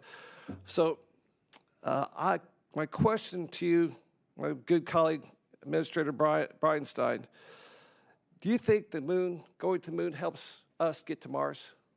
Without question. In fact, I would argue you cannot get to Mars unless you use the moon as a tool to get there. What I'm talking about is we need to learn to live and work on another world. You don't want to try that for the first time when it's going to take 7 months to get home. And by the way, you've got to be there for 2 years before you try to come home because the Earth and the moon are not going to be on the same side of the sun. So the moon is the proving ground. We have to learn to live and work on another world. We've proven, going back to Apollo 13, we have proven that you can come home safely when something goes wrong during a moon mission. If we were to do that on the way to Mars, it would be devastating. And recall Franklin Chang Diaz rocket's called the plasma rocket. Basically goes faster and faster and faster.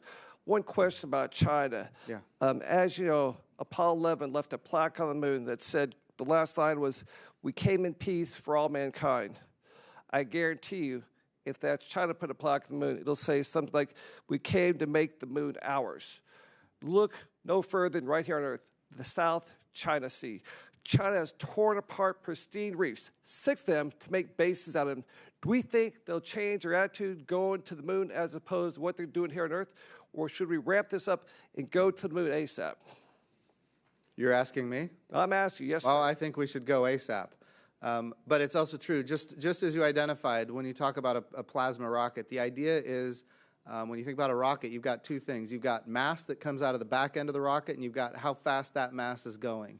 What Franklin Chang Diaz is doing is he's accelerating subatomic particles, electrons, as you mentioned, at close to the speed of light. And so when you talk about the mass being that small, that means the acceleration has to be that fast, which is why that would be a capability. That would be, I know earlier Congressman Foster was talking about nuclear capabilities. That would be nuclear electric propulsion, which would be an absolute game changer. Getting to Mars in a matter of weeks rather than a matter of months would be transformational and enable us to do more, and it would protect human lives. So we are making investments in that. In fact, those investments are in this budget and would be 100% transformational.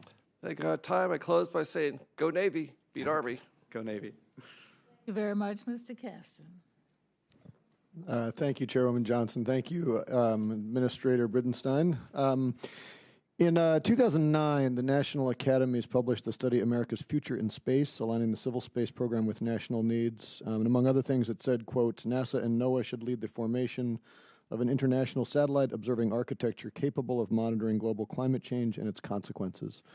Congresswoman Bonamici also brought up the 2018 Earth Science Decadal Survey, which prioritized the measurements that would be taken from 2 missions, the PACE mission that she mentioned, and the Clario Pathfinder mission. Both of those missions, I think, are widely regarded as crucial in helping us measure how our climate is changing and to plan mitigation and adaptation policies.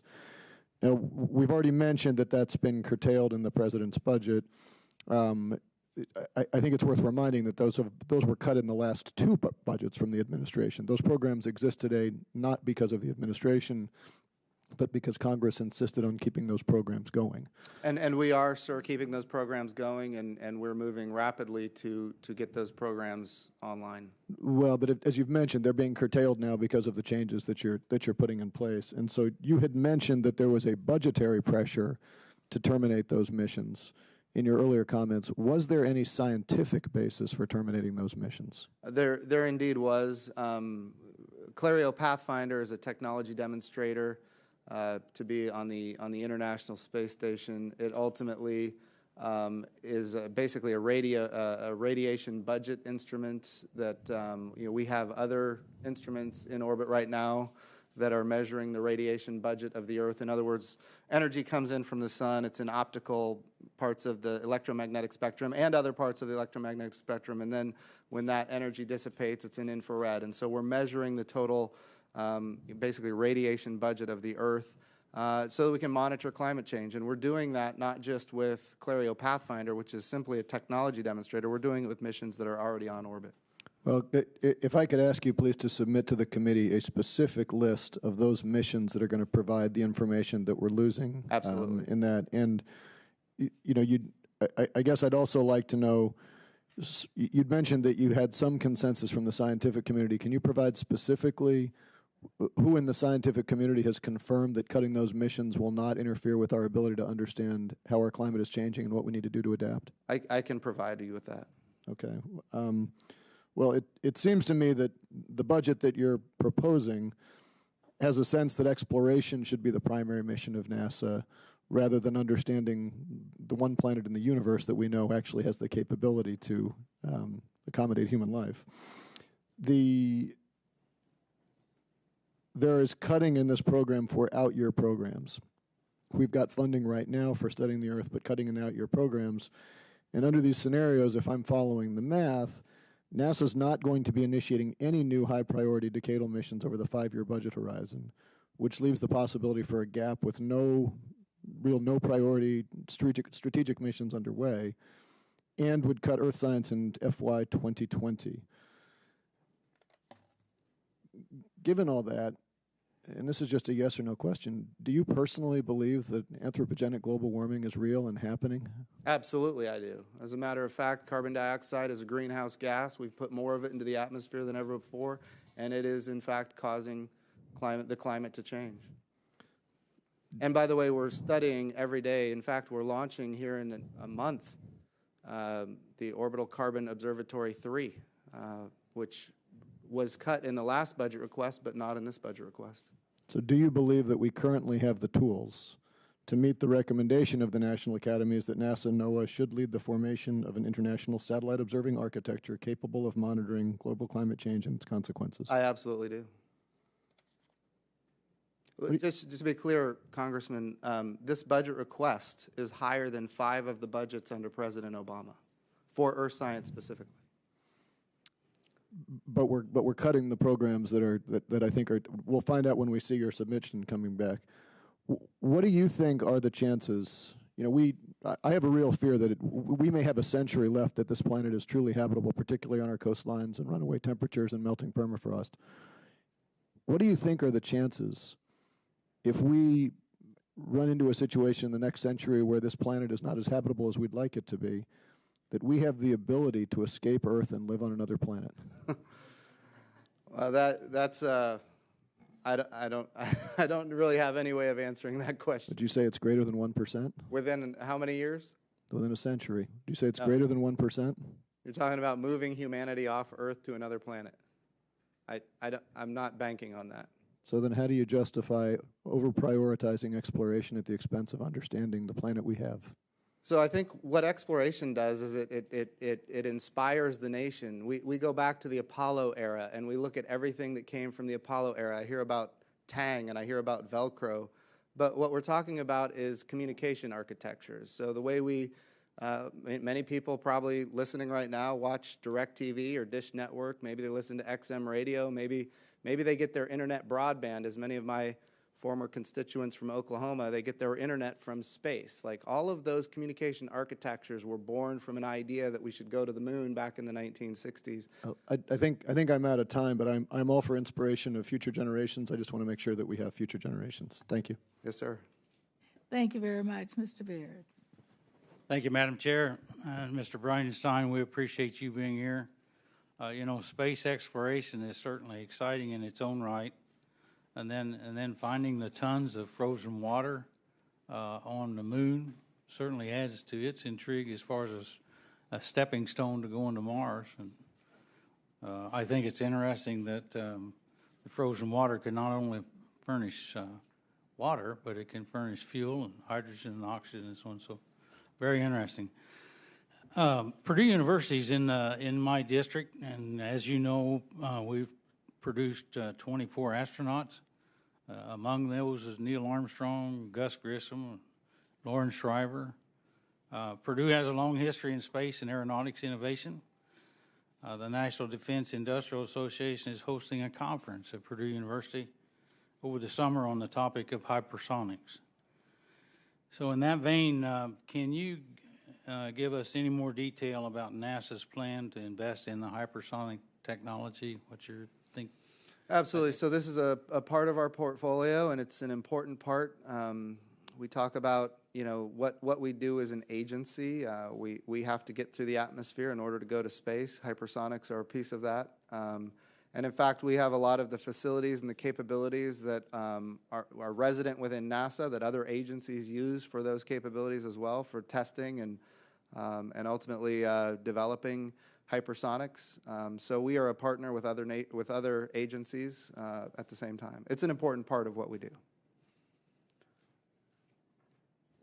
Thank you. Can you also describe to the committee how NASA's partnership with universities like Purdue on cutting-edge research, and it may impact agriculture, and I have a tremendous interest in that as well. That's it. Yes. And So go ahead.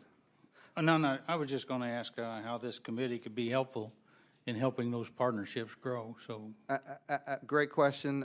Number one, universities help us reach more of the country with the goodness that NASA delivers. I would say, just so you're aware, Purdue, the center director at the Johnson Space Center in Houston, is a Purdue graduate. The associate administrator of the Human Exploration and Operations Mission Directorate here in Washington, D.C. is a Purdue graduate. And forget about the 24 astronauts, they're littered throughout all of NASA. So you should be proud of this university that's in your district. Going back to the ag piece, and I think this goes to Representative Kasten's question as well about what NASA does and why earth science is so important. Climate change is a big piece of what we do. We're the only agency that does it, and we do more of it than any other nation in the world by far, and that's a good thing. What we're learning now is from the earth science capabilities that have been delivered for purposes that weren't focused on agriculture, we're actually now applying that capability to do a number of things, including increasing crop yields, while reducing water usage. We've got a partnership with, going back to the university question you asked, sir, partnership with the University of California Cooperative Extension. And what they're demonstrating is that with our remote sensing from space of the agriculture communities in California, we are increasing crop yields while reducing water usage by 25%, which means that water is now available for rivers and reservoirs and other areas. We're potentially, in fact, saving species that are at risk. And at the same time, we're feeding more of the community than we otherwise would have fed. So crop yields are going up 25%, water usage is down about 25%, and at the same time, we're preserving the nitrates in the soil. So normally, when you overwater, those nitrates erode away. And there's two problems there. Number one, the plants don't have them, which is why the crop yields aren't as high. And number two, it ends up in the water that humans drink, which costs millions and millions of dollars to clean. So the goodness that is coming from the earth science budget of NASA has a lot of application. Now, we're just scraping the surface with these cooperative extensions, with this cooperative extension of the University of California. The goal is to expand this, in fact, nationwide and then worldwide. In 2017, NASA was able to predict a severe drought in Uganda in 2017. And because of that, we were able to mitigate a disaster with millions of dollars from the American taxpayer dollar, but it prevented the natural disaster that would have cost dozens of millions of dollars. So we not only saved lives, we saved American taxpayer dollars because of this capability that we have resident in the Earth Science Division of the Science Mission Directorate. Thank you very much. I'm very glad to hear that. I yield back. Thank you very much. Mr. Byer. Mr. Cohn. Thank you, Madam Chair. And I would just like to ask a couple of questions. Firstly, you I was all concerned when we decided to use Russia for all of our launches many years ago. Apparently that's worked. We haven't lost anybody yet, although there was one Yes, sir. didn't do too well. When are we going to have our own flights? And when we do, what will the Russia program be? Will we have it as a secondary option or what? Great question, and it's something that we need to start really communicating. I think it's an important issue. Yes, this year, we believe we're going to have 2 commercial crew providers that enable us to launch our astronauts from American soil to the International Space Station. The goal here, though, is not to replace our partnership with Russia. The International Space Station has proven to be an amazing capability, a channel of communication with a country that, as you're aware, we have all kinds of terrestrial disputes, but you know, since the 1990s, we've been able to collaborate on the International Space Station, and even before that, if you go back to the Shuttle Mir program, and even before that, if you go back to Apollo-Soyuz, height of the Cold War, we have, as a nation, been able to cooperate in space. They have amazing capabilities. We can take advantage of that. We have amazing capabilities that they can take advantage of for science and exploration and discovery. We want to make sure that when we do have our own capability, that they can launch on our rockets and we can launch on their rockets. So the partnership continues. It's just more of a partnership rather than us purchasing seats from them as a customer. It would be more of a partnership. In other words, a no exchange of funds kind of bilateral partnership for access to low Earth orbit. So once we get our rockets going and get us to move, we will not be using the Russians so much. It'll be a partnership. It'll be a partnership rather than a dependency. And you feel confident that they're. I mean, I don't think they've lost. I don't think they've lost anybody in space yet, have they? Not since we've been dependent on them for our access to the International Space Station. We had one rocket that we launched back in October, but because of their design, they were able to eject their crew module, and everybody came home safely. Now, going to the moon and going to Mars, is that what every other country has as their line, first moon and then the Mars? Well, I will tell you, we're unique in that we have the capability to deliver this opportunity. I will tell you that every country, the head of every agency that I've met with is very excited about going to the moon, and they're looking forward to partnering with us. This is really American leadership at its finest. There is just a lot of excitement all around the world to partner with us on this. What has China done? Did they go around once? Did they send some? They have had a number of landers on the surface of the moon. They currently have Chang'e 4 on the far side of the moon. But no people? They've never had a person on the moon. All right, but China wants to do that, obviously. They do. And then after that, is there a plan to go to Mars, or do they have a plan beyond that? I don't know that they have a plan to go to Mars at this point. Okay. You were talking about supersonic flight. Yes, sir. And quick research, Boom and Boeing are both kind of looking into this as private. What's NASA's role in this? That's a great question. So what we do is we prove capability, we prove technology, we retire risk, and our goal is always to commercialize, to license, to give other people the capability of advancing their technologies or using our technologies to their benefit. The intent being that it enables the United States of America to remain a leader in this very high technological field of aerospace, and then increase exports. That's the role that we play. We do not want to compete with private sector. We partner with the private sector so that they can actually achieve more in the international community. And is the Concorde coming back? Well, the low boom flight demonstrator is not the Concorde, but it will. The Concorde it created a very loud boom. Yeah. And that's why it couldn't fly over the United States. It only flew over the ocean. What we're trying to do is something entirely different, where we could have a supersonic aircraft fly over the United States and the boom would be insignificant. But is I thought I read somewhere the Concorde, British, French, they were going to start to do flights again over the ocean. I don't know about the Concorde. I do know that there's a lot of companies that are interested, all over the world, interested in supersonic flight again. And then let me ask you about the space suits that were not yes, sir. For women. You had one that could fit a woman. You didn't have two. I know it's Saturday Night Live and all, but still, you'd have suits for dogs and monkeys and another woman. So we did have 2 spacesuits for 2 women, and the challenge is each spacesuit is not, think of it as a spacecraft. That's what it is. It's a spacecraft that goes outside the International Space Station, and they're designed not just for the person, but for the specific mission. Our astronaut, Anne McLean, made a determination that in the interest of crew success, that she thought it would be better to change the spacewalk person rather than to modify the spacesuit. We as NASA, we had an option to modify the spacesuit. We made she made the call that it was better to not modify, which would take hours and inject risk. She made a determination that it would be better to change the crew rather than the suit. And just so you know, sir, we are making sure that in the future, both genders are going to be accommodated 100%. And let me close just by saying, I've been very impressed with your presentation and feel comfortable about your being at NASA, and thank you for doing this. And I think we do need to get as quickly to we can, I guess, to the moon, and et cetera.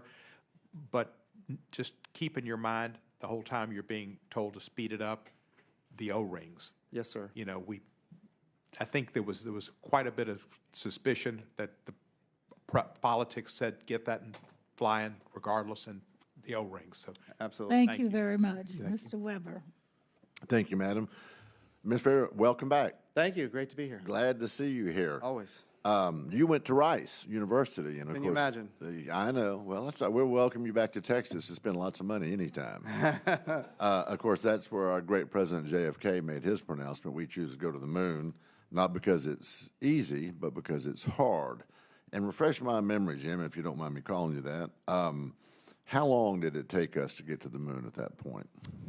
See, he made the announcement in Congress in 1961. He made the announcement at Rice University in 1962, and we had boots on the moon on July 20th, 1969.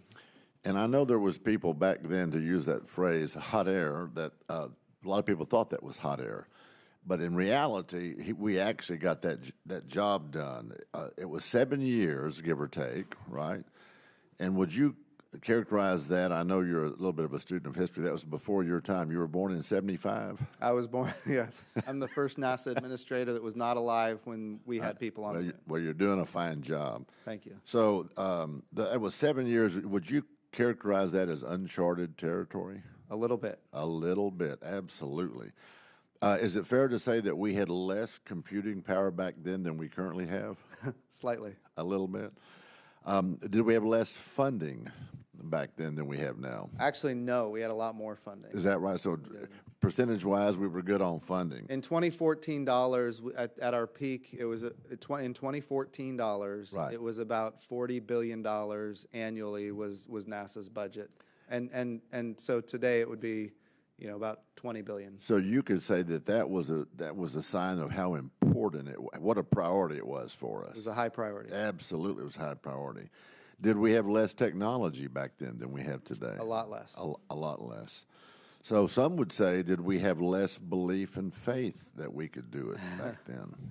I guess you could make that argument. I know you weren't on the earth here at that point, but I can tell you there was a lot of people thought we'd never get it done. In your being a student of history and being so involved in NASA, and I so appreciate you, on behalf of the 17,000 employees, by the way, thank you for being here and what you're doing. Have you seen any other president announce 4 national space objectives? Not in this way. Not anywhere near this level of commitment with these really very impressive goals. Right, absolutely. So you're based on what we were just talking about. Less technology, less computing power. A lot of people didn't know if we would be able to make it. You have confidence that we can hit that 5 years. I believe it can be done. Yeah, I would agree with you. Say that what we have right now in NASA, what a fine organization. If it is our priority, if we double down to get it done, we're going to get her done.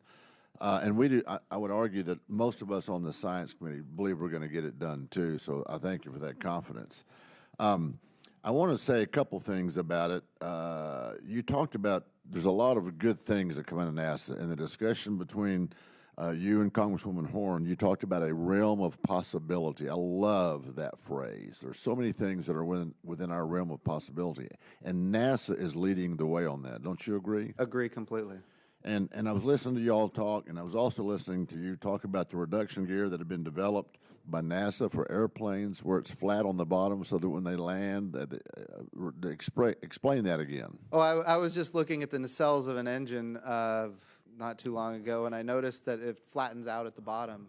But the reason it was flattening out is because the nacelles keep getting bigger and bigger. Yeah. And the question is, I didn't know why, but I learned that it's because of technology that NASA developed that, in conjunction with our commercial partners, to improve the fuel efficiency and the environmental, I guess, mitigation efforts of our industry, so that we can improve exports for the United States of America. Absolutely. Was glad to hear your exchange about the climate change thing. America ought to be in the leadership. We ought to be developing that technology, and NASA can lead the way. And we have, yes. You betcha. Glad to hear that. And I'll just say this: we're looking at one space directive of 4 right now. Yeah, just one. That's right. And I will say that it's visionary. And Madam Chair, if I can be so bold as to say you love hearing about STEM, this is going to help our STEM program because it is visionary. I will say it's invigorating. Ma'am, we do need STEM to get there. Thank you for pointing that out. It's invigorating. You're going to see Americans get behind this, I believe, much as they did in 1961 and 62. I hope we're going to see bipartisanship out of this. I think we're going to see America get behind it, youth and STEM, as the chairwoman so appropriately pointed out. And look, I would argue that this is about American exceptionalism. Administrator Bridenstine, you made the comment that America needs to lead the way. And I will say that's exactly what's going to happen. It's going to be American exceptionalism. It's going to help STEM. It's going to help inspire, especially in the STEM, back to STEM. And I can't go any much further because I'm out of time. Do you see any reason why we shouldn't go forward with this? I think we absolutely need to. I think you're on track, Jim. Thanks a lot. Thank you. Thank you very much. Mr. Byer. Madam Chair, thank you very much. Administrator, welcome. Thank you. Like many of my colleagues, I was disappointed to see that the President's budget request for 2020 has many of the same cuts to NASA science, education, earth science programs that it did last year. Even after Congress, basically stood many of them up. Eliminating NASA's key STEM programs, PACE, Clario, they seem short-sighted, and we need to continue investing in both our generation and climate research. But the appropriations process will work a lot of that out, I know. I am very excited about off to the moon and off to Mars. This is really exciting stuff. But the trade-off that I'm really concerned with is eliminating the highest ranked priority of the Decadal Survey, which is WFIRST, the Wide Field Infrared Survey Telescope. When Commissioner Bolden was here a couple of years ago, I think you were sitting on the committee at the time, I asked him, NASA's constancy of purpose, what should it be? And he, without hesitation, he said science. And the most fundamental, essential science we have right now is trying to figure out about dark energy, about what's happening in the origin of the universe with the infrared stuff, all the exoplanets. And I think initially, James Webb, that you're very committed to, and WFIRST were planned together. They were going to complement each other. So why does it make any sense to take WFIRST out of our budget? And how can we, and isn't this going to jeopardize that project in the long run and diminish what we can get from James Webb? It's a wonderful question, Congressman, and the way I would answer it is the James Webb Space Telescope is really our biggest flagship mission in the Astrophysics Division of the Science Mission Directorate, and we're committed to it. We have to be committed to it. By the time this is over, March of 2021, we're going to launch it. We're going to be $9 billion into that program. The challenge is, and this goes back to an earlier question about maintaining schedule and maintaining cost. When I first came in, that program was being pushed back and the cost was increased. I had to come back to this committee to get authorization to, in fact, go forward with this mission given the cost increase and the schedule delay. All of that being said, when we have a flagship mission like that goes well beyond what we ever envisioned, it ends up impacting other missions within the astrophysics division. So I think as we go forward, what we have to consider, and what I'm hoping to work with you on, is a balanced portfolio. We certainly want to do flagship missions, but when we have a flagship mission like this that goes over, and then we're on the brink of starting another flagship mission, the only way to do that would be to cannibalize a lot of smaller class missions, medium class missions, and when we do that activity, then we put a lot more risk on the entire astrophysics division. So we have to get smarter, I think, in the future of creating a more balanced portfolio. And you're absolutely right. The W first is to work with James Webb. It's important that we get James Webb into space, because ultimately, to the extent that we ever have W first available to us, it needs to work in conjunction with James Webb. If James Webb doesn't launch, then W first is not going to be as useful, although it would be tremendously valuable. Well, please count on us to continue to press on W first in the years to come from the Science Committee. You bet. I'm sure you've seen the charts that show the percentage of our federal budget or percentage of GDP that the NASA budget was back when we were going to the moon. Yes. And now we're going to go again and to Mars. You talked about the $40 billion in today's numbers, 2014. Yeah. Realistically, how do you expect to be able to do this when our NASA budget's a fraction of what it was before? It's a great question. To start, we're making assessments right now as to if we're going to land in 2024, which we're going to do. The question is, how do we achieve that? And we're going to be coming back with a budget amendment.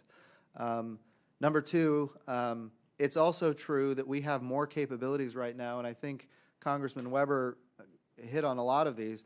We have the miniaturization of electronics. We have reusable launch vehicles. We have commercial launch vehicles.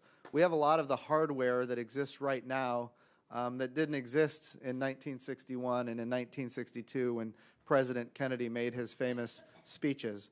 All of those capabilities collude to say that we have an opportunity here, should we choose to accept it, to no kidding get to the moon in 2024. That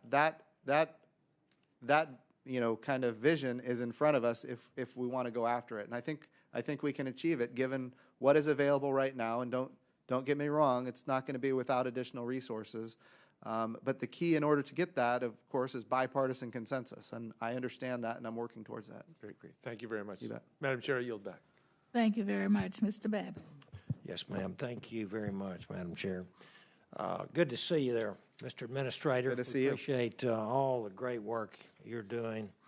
I proudly represent the Johnson Space Center in Houston, which manages the International Space Station, the Lunar Gateway program, and development of the next generation spacesuits. And I understand that NASA is currently undergoing a study to evaluate the cost of returning to the moon, as we've been speaking about this morning. JSC stands ready to execute the Vice President's very exciting vision to return to the moon as soon as possible. So I wanted to ask you just a few questions. How much will it cost to complete the Lunar Gateway as proposed in the FY20 budget request? So there's a number of issues. When we go to the moon in 2024, in order to achieve that, we have to accelerate the gateway process. We need a power and propulsion element, and we need a habitation module. We need to be able to forward stage, if you will, landing capability, so that when we launch humans in 2024, they have the tools necessary to get to the surface of the moon. So all of those right now are in flux, and it's important for me in the coming weeks to come back to you with what that cost is going to look like. Okay, I got you. What impact will accelerating exploration of the moon have on the International Space Station? It shouldn't have any impact on the International Space Station. Low Earth orbit is still key to our mission, and it should have no impact. Okay, great. How much will it cost to accelerate lunar lander development? I guess you'll have to get back with us on that as well. Yes, sir, I'd appreciate that. Okay. Our current spacesuits were developed in the late 70s. Recent EVA issues have highlighted NASA challenges with spacesuits. After losing suits in the Challenger, Columbia, and SpaceX cargo accidents, we only have a handful left in inventory. Over the last several years, astronauts have even almost drowned in their spacesuits. The current spacesuits used on ISS are not capable of surface operations. NASA issued a report to Congress that laid out a plan for future spacesuit development. Will that plan be accelerated now that we're accelerating exploration of the moon's surface? Sir, in order to get to the moon's surface, we have to have new spacesuits. Okay. It's going to can't. It's a no-brainer. Yes. Yeah. Okay. And what do you expect that cost to be? And will GSC maintain its role in spacesuit development? The astronaut office at JSC will absolutely be involved, and their role is not going to change. Certainly, the cost is something I'm going to have to get back to you on. Okay. And as I said earlier, the American public is excited by the administration's enthusiasm for space exploration, and I certainly look forward to helping achieve all of these very, very exciting goals. And then I think I've got a little time left. Last month, the chairwoman and ranking member sent a letter to the commissioners of the FCC expressing concern about its proposed radio frequency spectrum auction. Based on feedback from the scientific community, their letter highlighted the need for interagency consultation among affected scientific agencies and the consideration of unintended consequences on areas such as weather forecasting before the auction could move forward.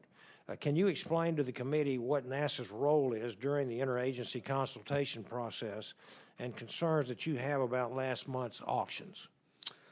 A great question. So NASA works with the NTIA, which is the government arbiter of spectrum issues, and NTIA ultimately represents NASA to the rest of the government when it comes to spectrum auctions and that kind of thing. I will tell you that the 24 gigahertz spectrum that is being auctioned could have an impact on NASA's missions. When we talk about sensing the Earth in the 23 gigahertz range, what that enables us to do is characterize water vapor in the atmosphere. It enables us to characterize energy in the atmosphere. And why is that important? Because that's how we're able to make predictions. I say we, NASA is not responsible for the operational capabilities, but we are responsible for developing the satellites for NOAA that operates them operationally. And that part of the electromagnetic spectrum is necessary to make predictions as to where a hurricane is going to make landfall. So that has a big impact. Right. If you can't make that prediction accurately, then you end up not evacuating the right people, and or you evacuate people that don't need to evacuate, which is a problem. And all those have impact. When it comes to Hurricane Sandy, for example, the United States of America believed it was going to be heading out to sea. The European model got it right. Well, it wasn't the European model, it was the European data. They had better data than we had from their systems. We want to make sure we get this right because it's necessary for life and property. It's also important to recognize when it comes to weather forecasting in general. Again, you'd have to ask NOAA, but my consultations with them, we're talking about going back to 1978 levels of data. In other words, instead of a 7-day weather forecast, a 2 or a 3-day weather forecast. Again, I'm not saying that they sold our spectrum. That didn't happen. But there is a risk that depending on the power and the position of the cell towers in the 5G network, it could bleed over into our spectrum, and that's the risk. And the assessments that NASA has done in conjunction with NOAA have determined that there is a very high probability that we are going to lose a lot of data. A lot of challenges there, Mr. Administrator. I want to thank you for your hard work and your insight and experience, and I'm looking forward to helping achieve the goals that you've laid out for us today, and still at the same time be a good steward of the taxpayers' funds. Yes, sir. I'll yield back. Thank you very Thank much. Ms. Stevens. Thank you. Administrator Bridenstine, on March 27th, our House Speaker, in partnership with our fabulous chairwoman, had a reception commemorating the 50th anniversary of landing on the moon in celebration with Women's History Month. It was held here on the Capitol and included the shining stars, the women and mathematicians of America's space program. Were you invited to that reception? I'm not 100% sure. And so I take it you did not attend? I did not attend.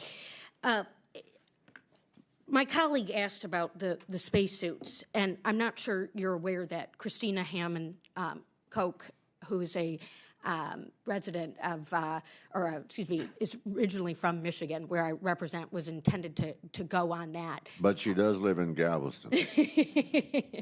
That's true. But Michigan was really quite excited to have Ms. Koch go on the trip, and she was not able to. Is it correct that no woman has ever been to the moon, sir? That is correct. And this was a part of 3 spacewalks that were supposed to have taken place. And I was wondering if you could extrapolate on those missions and what the intentions of those missions were. And because the 29th has since come and gone, who went on that mission and what is expected to take place? So you're talking about the spacewalk on the 29th? It was Christina Koch and it was Nick Hague, and they were replacing batteries on the International Space Station. And did the mission take place? It did. Okay, the walk? Yes. Okay. And Administrator Bridenstine, the budget proposal that we're discussing here today provides no funding for the Office of STEM Engagement, which includes the Minority University Research and Education Program, the National Space Grant, and on.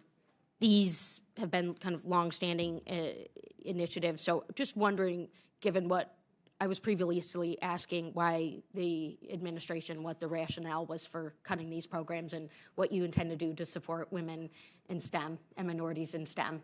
Great question. So we support education initiatives for young people through the mission directorates at the agency.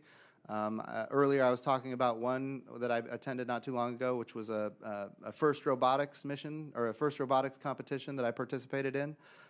We support it with engineers, we support it with scientists, we encourage young people to get involved in the STEM fields. We do all of those things. We do the things, and by the way, the programs that you identified are currently funded, and we are using those programs. They're part of the President's Co-STEM initiative for STEM education, and we're continuing to advance those very important initiatives.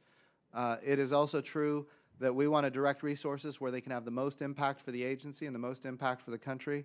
And in the budget request, we made a determination that some of these other missions for that activity are better. And in fact, if you talk to the folks that are building robots for Mars right now, they participated in FIRST Robotics. So that shows a direct return. And the folks that are doing FIRST Robotics now are interested in building robots for Mars or Pluto or Ultima Thule or wherever we may be going next, Bennu. So there's a lot of different opportunities there.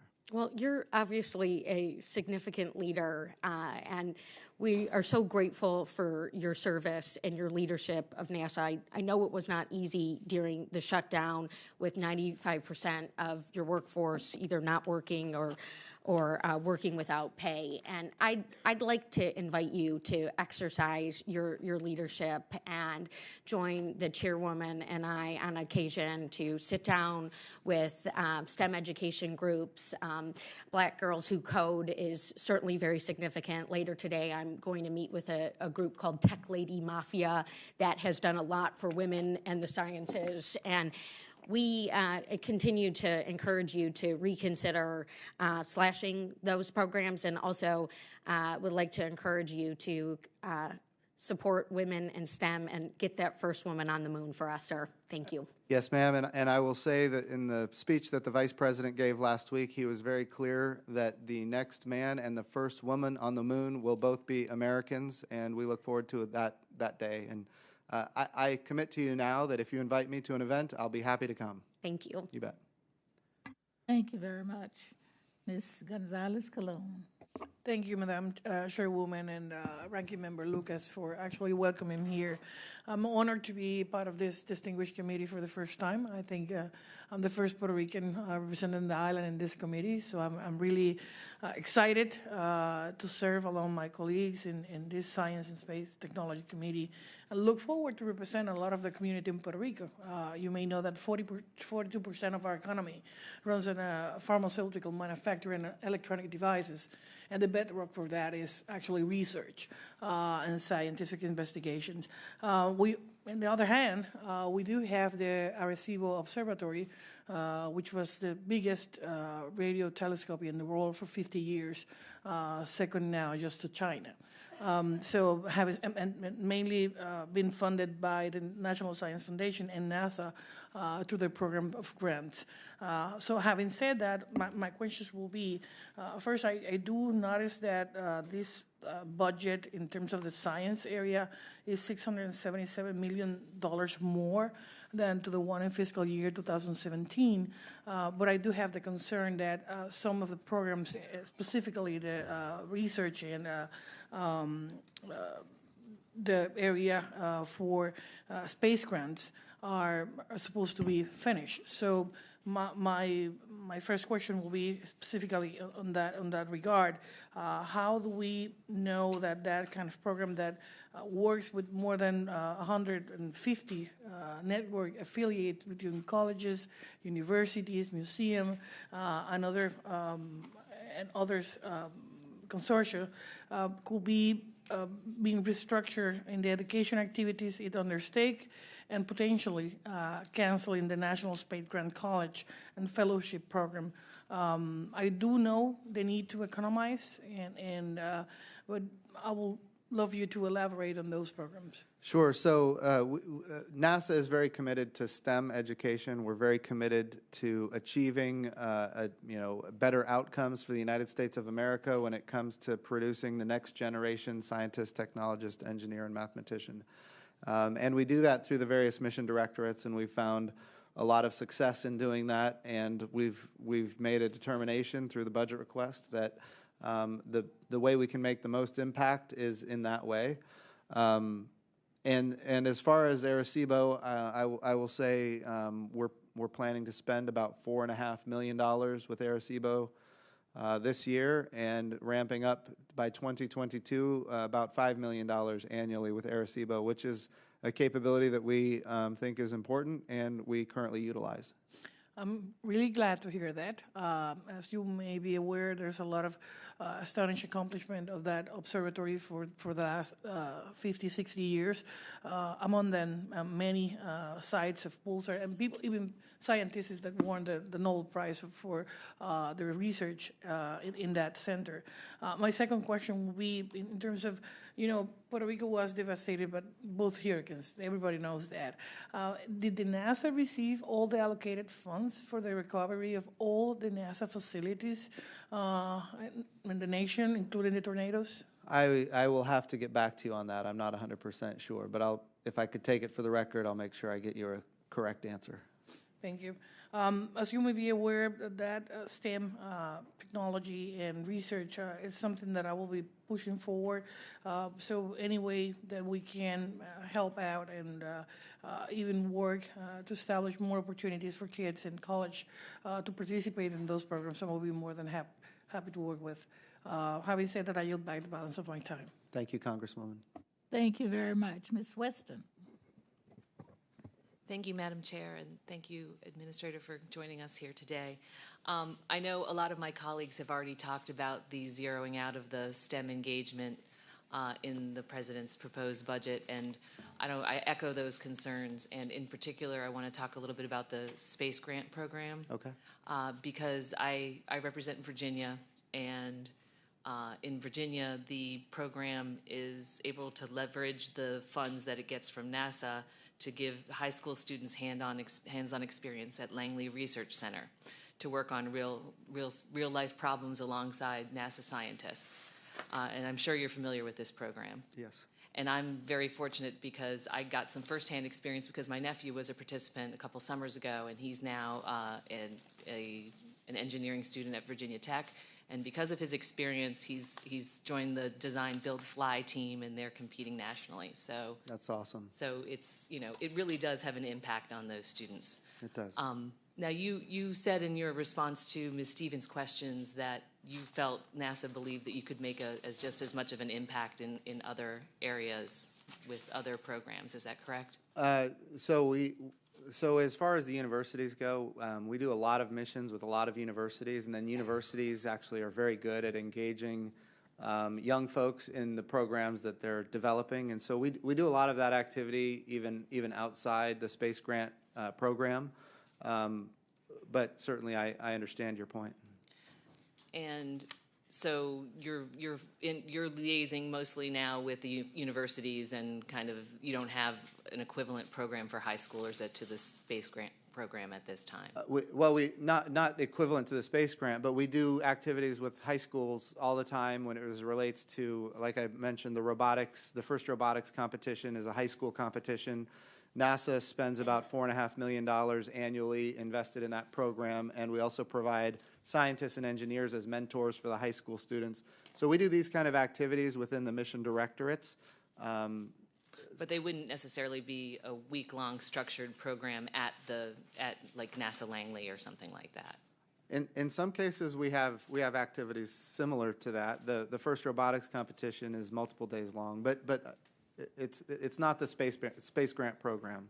Very good. Switching gears a little bit, we often talk about satellites in earth science, but there are other new opportunities for the development of long-duration, high-altitude robotic aircraft that can fly into the stratosphere and accomplish a broad range of goals at a much lower cost. That's right. And one example of that is the solar-powered Odysseus aircraft, which is developed by Aurora Flight Scientists, which happens to be a constituent business of mine. Okay. Are you familiar with that aircraft? I'm familiar with Aurora. I'm not familiar with the aircraft itself. Okay. Are you familiar with the solar-powered aircraft that would fly up into the stratosphere and, Yes. and perform a bunch of functions? Yes. So I'm encouraged by the fact that it can serve as a platform to support a bunch of NASA's Earth science missions, like monitoring sea level rise, understanding drought conditions on crops, looking at flooding and severe storms, and they can do all that at a lower cost than many of the satellite technologies that are out there now. So can you talk about how the Science Mission Directorate plans to use these new long-duration robotic aircraft capabilities to support Earth science mission objectives?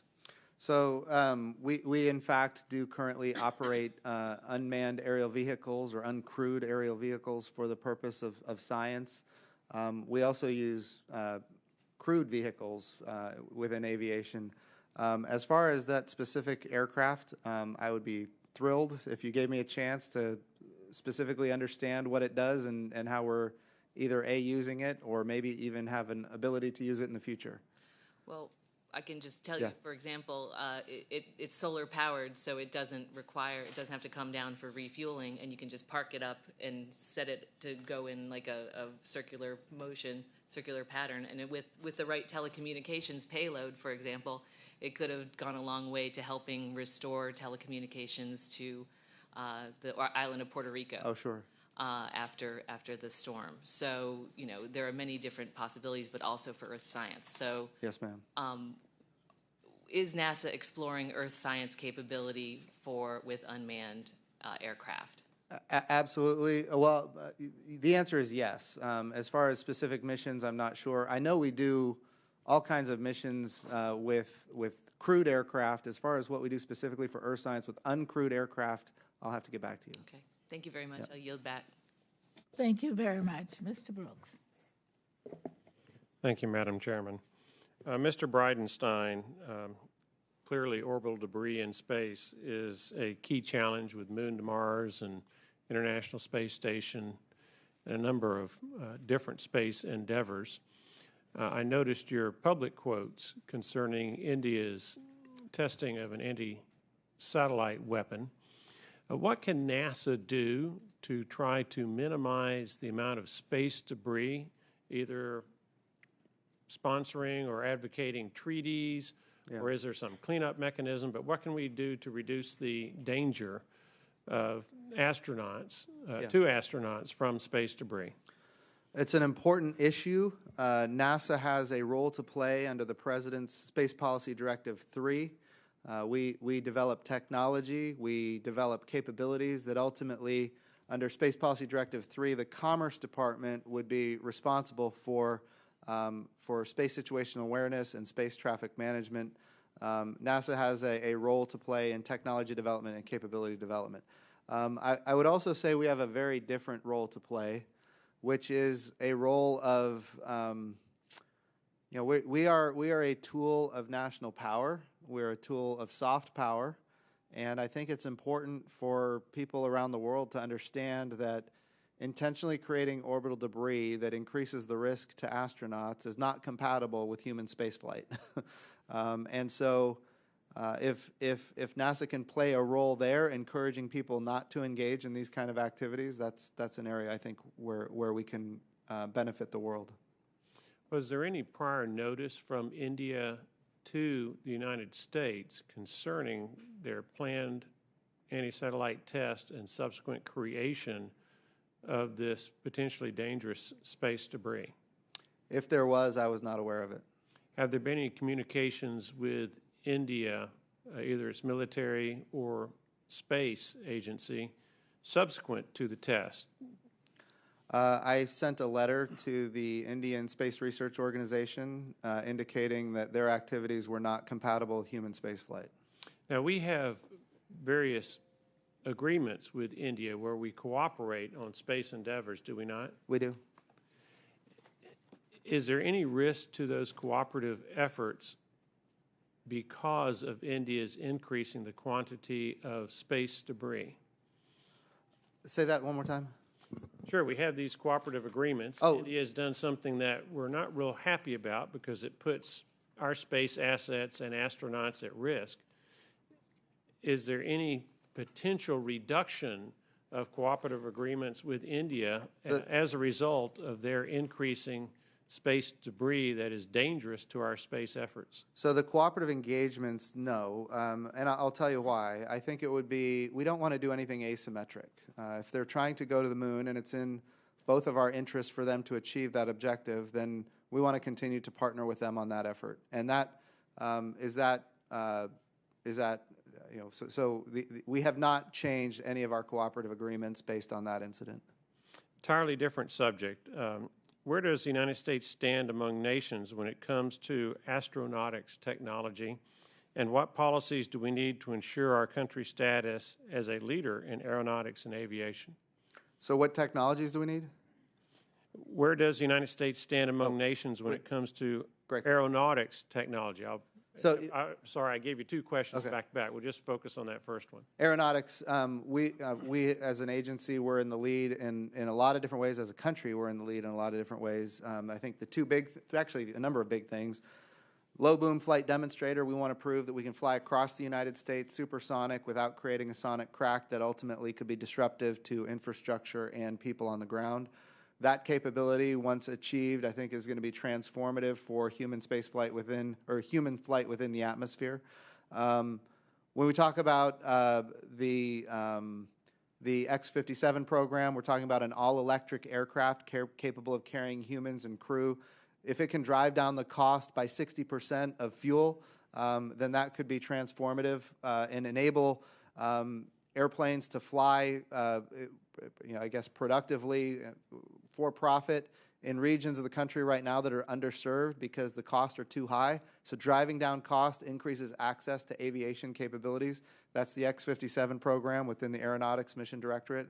And finally, I think urban air mobility and integrating unmanned aerial systems into the National Airspace System is a critical capability that will be transformative. And in fact, it's necessary for us to be the world leader in that endeavor, just for competitive reasons around the world. Thank you, Jim. I appreciate your answers. You bet. Thank you very much, Mr. Lamb. Welcome back, Mr. Bridenstine. I know it's been a long morning, so I won't keep it too long. But you've gotten a lot of questions about the cuts to the STEM office, and from what I can tell, you've suggested that someone at NASA or some group of people with the administration has made a decision that you can more effectively reach out and encourage young people through the directorates than through the STEM office. Do I have that right? That's correct. Who made that decision? We go through an entire process as an agency, and it bubbles up from the bottom, and then we get kind of all the different parts of the all the different agencies make their cases, all the different parts of the agency make their cases, and then we have to make decisions. Well, who made the case that the $110 million for the Office of STEM was not worth spending this year? Who made that case? Ultimately, the budget request is NASA's budget request, so I will own that. Okay. In my state of Pennsylvania, there's a Pennsylvania Space Grant Consortium, and with the money that they were getting from the NASA Space Grant, they were giving $4,000 scholarships to students who were either juniors or seniors at any accredited Pennsylvania college or university, if they were enrolled in science, technology, engineering, or math. And it was specifically encouraged that women, underrepresented minorities, and persons with disabilities apply. All three of those groups are probably people that NASA would benefit from having more of, right? I mean, that's Yes. an issue we have across our government. Absolutely. Would you agree? Yes. So do any of the activities in the directorates give out $4,000 scholarships to students in college? Not that I know of. Okay. So if your budget as you've presented it goes into effect, the students, there won't be more students like this in my state getting the $4,000 scholarships from NASA as they currently exist, right? That's correct. But I want to make sure, sir, you understand we will follow the law, and we are following the law, and currently those programs are the law, and we will continue doing that. But I'm talking about in future cases as a result of the budget you're requesting that program would no longer exist. Correct. Okay. And you'd agree, I mean, there's a difference between giving somebody $4,000 in tuition and loaning your scientists to a FIRST robotics competition, right? I mean, there's a real difference in the life of the recipient between those two things. There is. On the FIRST robotics front, the reality is a lot of those, that's not a cheap endeavor. And so NASA does provide direct financial resources out of the Science Mission Directorate to the tune of about $4.5 million for those activities. And it enables children, high schoolers, young folks, it enables them to participate in ways that they otherwise could not participate. Oh, and I commend you for that. I've met with the FIRST teams in my district. It's an exciting program. You know, the $4.5 million pales in comparison to the 110, and then interestingly, the 110 really pales in comparison to the 20-some billion dollar overall NASA budget. So it seems to me a little maybe penny wise and pound foolish to eliminate $100 million out of a $21 billion budget. I mean, do you think that $110 million is going to be the difference between whether we get to Mars or not, whether we get to the moon or not? No, $10 million? I absolutely do not. No. So, I mean, kids are hanging on by a thread in college, especially in Pennsylvania. Pennsylvania is an expensive place to go to college. Our state colleges are financially extremely stressed. $4,000 could be the difference between staying and dropping out, especially for someone who comes from a background where their family is not wealthy, which is a lot of people. So I just really would encourage you to think this one through, and I know the request has been made. Congress is going to do what it's going to do, but this means a lot to people in my state, and in future years I hope it gets a little bit more respect and thought from this administration. I understand. Thank you. I yield back, Madam Chairwoman. Thank you very much. Mr. Sherman. Okay. I know others have had a similar line of question about SLS and Orion. You said that SLS, Orion, and the ground systems are the backbone of our nation's deep space exploration program, starting at the moon and beyond. Yes. My questions concern the budget, which seem to contradict your statement.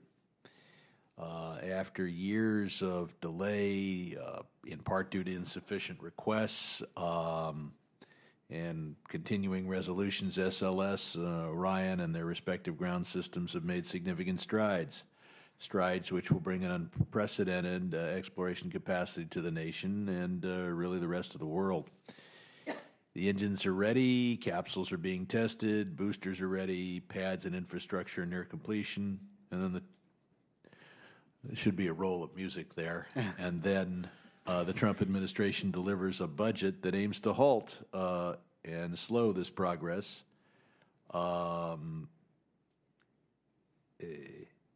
Is there a rocket and crew capsule that exists with the same or greater capacities as SLS and Orion? No, sir. That is, as you correctly said at the beginning, and I still believe 100%, that is the backbone of our ability to get to the moon. It's the backbone of our deep space exploration capabilities. What we did in the budget request is we delayed for a period of time the exploration upper stage specifically because we've been having challenges with the core stage. We have to get the core stage complete, and we can fly the core stage with what we call an interim cryogenic propulsion stage and an Orion crew capsule with a European service module, and we can take that, in fact, to the moon, and we can take it to the moon with humans. The exploration upper stage is absolutely important for the future, but given where we are right now with SLS, we wanted to focus all the resources specifically on the core stage. But you seem also to be seeking money for a rival approach that may not yield a launch or a lander. What alternatives to SLS and Orion are you seeking funding for? So right now, we did a 2-week study on commercial alternatives to the SLS, and what we found is that none of those commercial alternatives are going to help us save on cost or improve the schedule. So this is a 2-week study? We did a 2-week study. I learned a number of weeks ago that the SLS was going to be delayed again. And I made a determination that we need to find an alternative approach. We looked at all of the commercial options, heavy lift rockets. Going to the moon is extremely hard. It's a long distance, and the mass that we need to send there is a lot. And so the SLS and the Orion crew capsule are the tools by which to achieve that objective.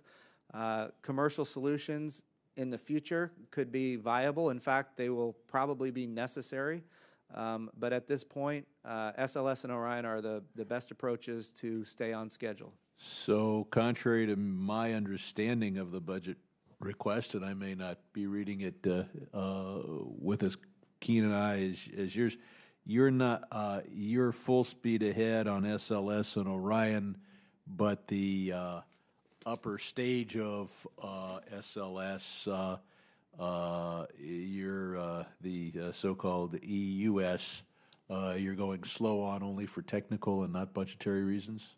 We made a determination that we needed to focus on that core stage, and until that core stage is complete, the exploration upper stage ultimately doesn't have any value because it needs that core stage to be effective. But why not go in parallel? Why do you need? I mean, you're developing capsules in parallel with rocket engines, suits in parallel with capsules. Why is focusing on the first stage causing you to halt efforts on the second stage? Ultimately, because we're making determinations based on the constraints of the budget.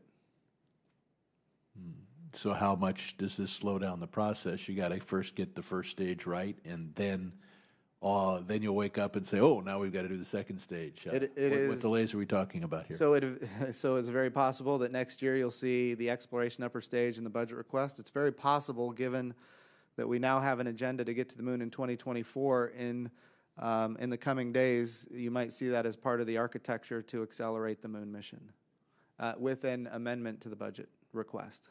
So we may see an amendment to the budget request regarding the first and second stage. It is possible, yes, sir. I yield back. Thank you very much. I now recognize Ms. Hill. Thank you, Madam Chair. Mr. Bridenstine, NASA's workforce has experienced significant aging in the last 25 years. According to the Space Foundation's The Space Report in 1993, 34% of NASA employees were under 35 years old, and 15% were older than that, or than 54. By 2018, these numbers have flipped. Just 15% of NASA's workforce is under 35 years old, while 35% are older than 54. And we're seeing this play out in my district. Do you have any concerns about the aging of the NASA workforce, and what do you plan to do about it? Yes, ma'am, 100%. We have a bow wave of retirements that are on the horizon. We're working very hard to make sure when that happens that we have people that can fill in and take those roles at every level of leadership in the NASA organization. So in order to achieve that, we are working with universities, with missions and other capabilities to make sure that when people graduate from college, they not only have the academic capabilities, but they also have hands-on experience actually developing missions for NASA. So that's one way that we're working to make sure that we're filling in for the retirements. We're also working through internship programs and, in fact, middle career kind of programs to get folks focused on maybe joining NASA. Thank you. I guess that kind of relates to Mr. Lamb's question of how the reduction in scholarships might be impacting that. Yes. Again, so we work with universities in a whole host of different ways through the mission directorates, and we intend to keep doing that. And they're a key piece of how we're going to fill this this retirement wave that we see coming. Do you have like real projections laid out in terms of how the impact's going to look? And is there a way that we can be involved in that process or informed? We do. I'd be happy to get with our HR folks and sit down with you and talk about it in detail. Thank you. And then the second question is, according to the Space Foundation's The Space Report, between 2011 and 2017, the average NASA salary decreased 10% in real terms. We also heard, I have many NASA employees in my district who told me about the impacts that the shutdown had on morale and on people seeking other outside employment, especially when we have massive aerospace industry in our district that's outside of the government. And are you concerned at losing and not attracting highly skilled scientific and technical personnel because of those decreasing salaries and competition from the private sector and instability in government pay? This is a real issue for NASA, and we're dealing with it every day, especially in our a lot of our centers are in expensive areas. Ames, for example, is a very expensive place to live out in the San Francisco Bay Area. It's where a lot of talent is, so it's a good place for us to be. We can take advantage of all of that talent. At the same time, our employees make a government paycheck, which is not competitive with the area in which they live. The folks that work at NASA do it because they absolutely love it. They're committed to what we do. It's unique in the world, and everybody knows it, and they want to be a part of it. But certainly we are working through some really significant challenges when it comes to how we compensate our workforce. Yeah, I'd be interested in working with your HR folks on that too, and looking at different compensation mechanisms. Absolutely. And then lastly, Vice President Pence said that if NASA can't land on the moon by 2024, we need to change the organization, not the mission. So what does the changing the organization mean to you? And do you see this as a threat to breaking apart NASA or otherwise drastically reorganizing the way that civil space is implemented in the executive branch? No, I don't see it as that. I mean, I think I know exactly what he's talking about. He's talking about the fact that you know, there has been maybe a sense that since it's been a long time since we've flown humans into space. The retirement of the space shuttle was in 2011. The gap was not supposed to be this long. So the question is there complacency? What he said was, we're fighting complacency. So he wants to get us moving faster. I think that there is a big difference, and going back to the organizational structure, there's a big difference between operations, which is what we have on the International Space Station right now, commercial resupply, commercial crew, and operations on the International Space Station. There's that part of NASA, and then there is development, the brand new things, the big rocket to get to the moon, the gateway, lunar landers, all of those capabilities don't yet exist and yet soon will. That's development. That's very different than operations. So what we're working on now is a plan where we would actually have a mission directorate focused on development and a mission directorate focused on operations. We don't call it the Development Mission Directorate because development is not a mission. We call it the Moon to Mars Mission Directorate. And so we're working through right now the process by which we could have that online in short order to help us achieve a faster lunar landing. I can appreciate that since my grandfather was an engineer on the space shuttle in the Apollo series. Oh, wow. Thank you. You bet. Thank you very much. And before we close the hearing, I want to thank our witness very much for your long, steadfast testimony this morning. And to remind you can now be dismissed. And I want the remaining committee members to understand that they have another member who just arrived. Oh. I dismissed you a little too early. Okay. Okay, come right in. What's his name? Swartz. Mr. Swartz is recognized.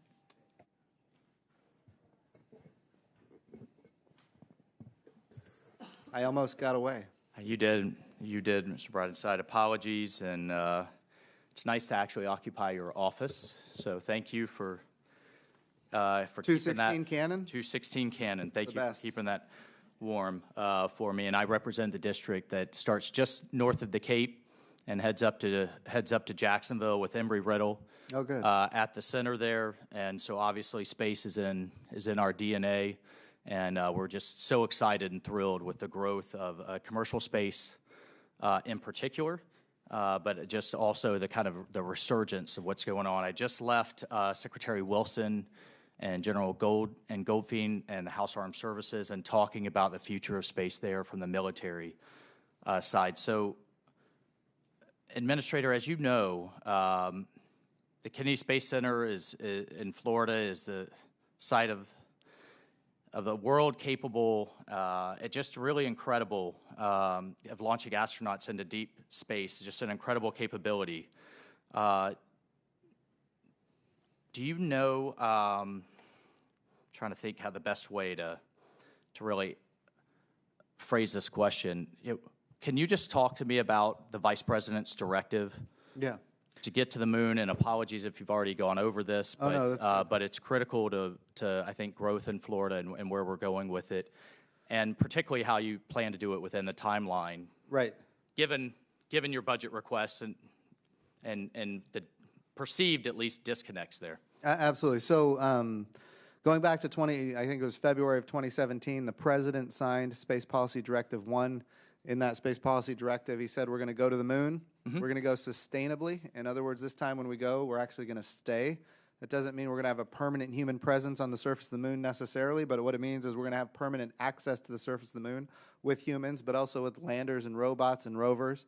But we're going to go sustainably. We're going to go with commercial partners. We're going to go with international partners, and we're going to retire risk, prove capability, and then we're going to take that to Mars. So that, I think, was the foundation of what the Vice President announced last week.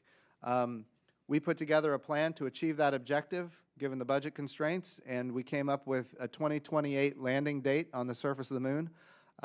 The President and the Vice President determined that they wanted to go faster than that. So they gave us an objective to meet that deadline of 2024, which, of course, we're going to probably need different resources than we had previously anticipated. But I will tell you, the agency, NASA, is exceptionally excited about this opportunity. I would imagine down at Kennedy, where you are, there's a lot of really excited folks right now. And I think at the same time, not just a level of excitement, but people know that we can achieve it.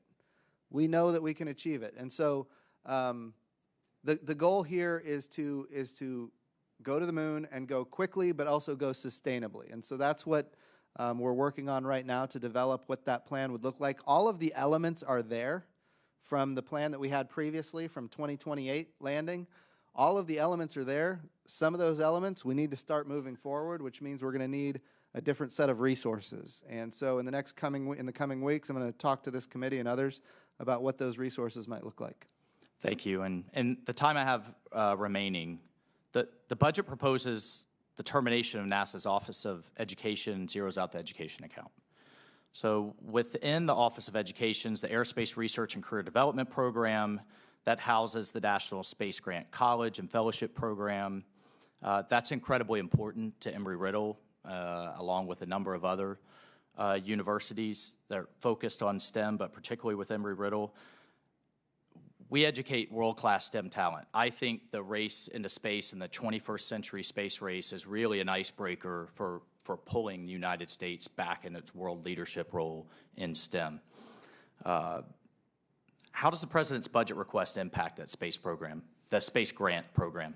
So the space grant program specifically would not be funded in the President's budget request. It is true that when we think about how we go about inspiring that next generation, we do it through STEM activities.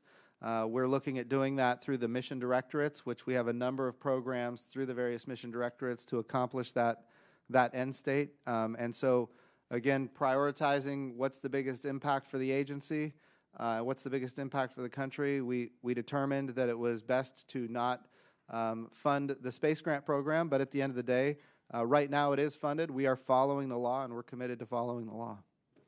Madam Chairman, thank you so much. I appreciate your forbearance. Thank you. Thank you, Administrator. Thank you. Thank you very much. And again, thanks to our witness. You've been an excellent witness. We appreciate you being here. And I think that is our last questioner. So the record will remain open for 2 weeks for additional statements from the members and for any additional questions the committee may ask the witness. And the witness now is excused. Thank you. Thank you, ma'am. The meeting's adjourned.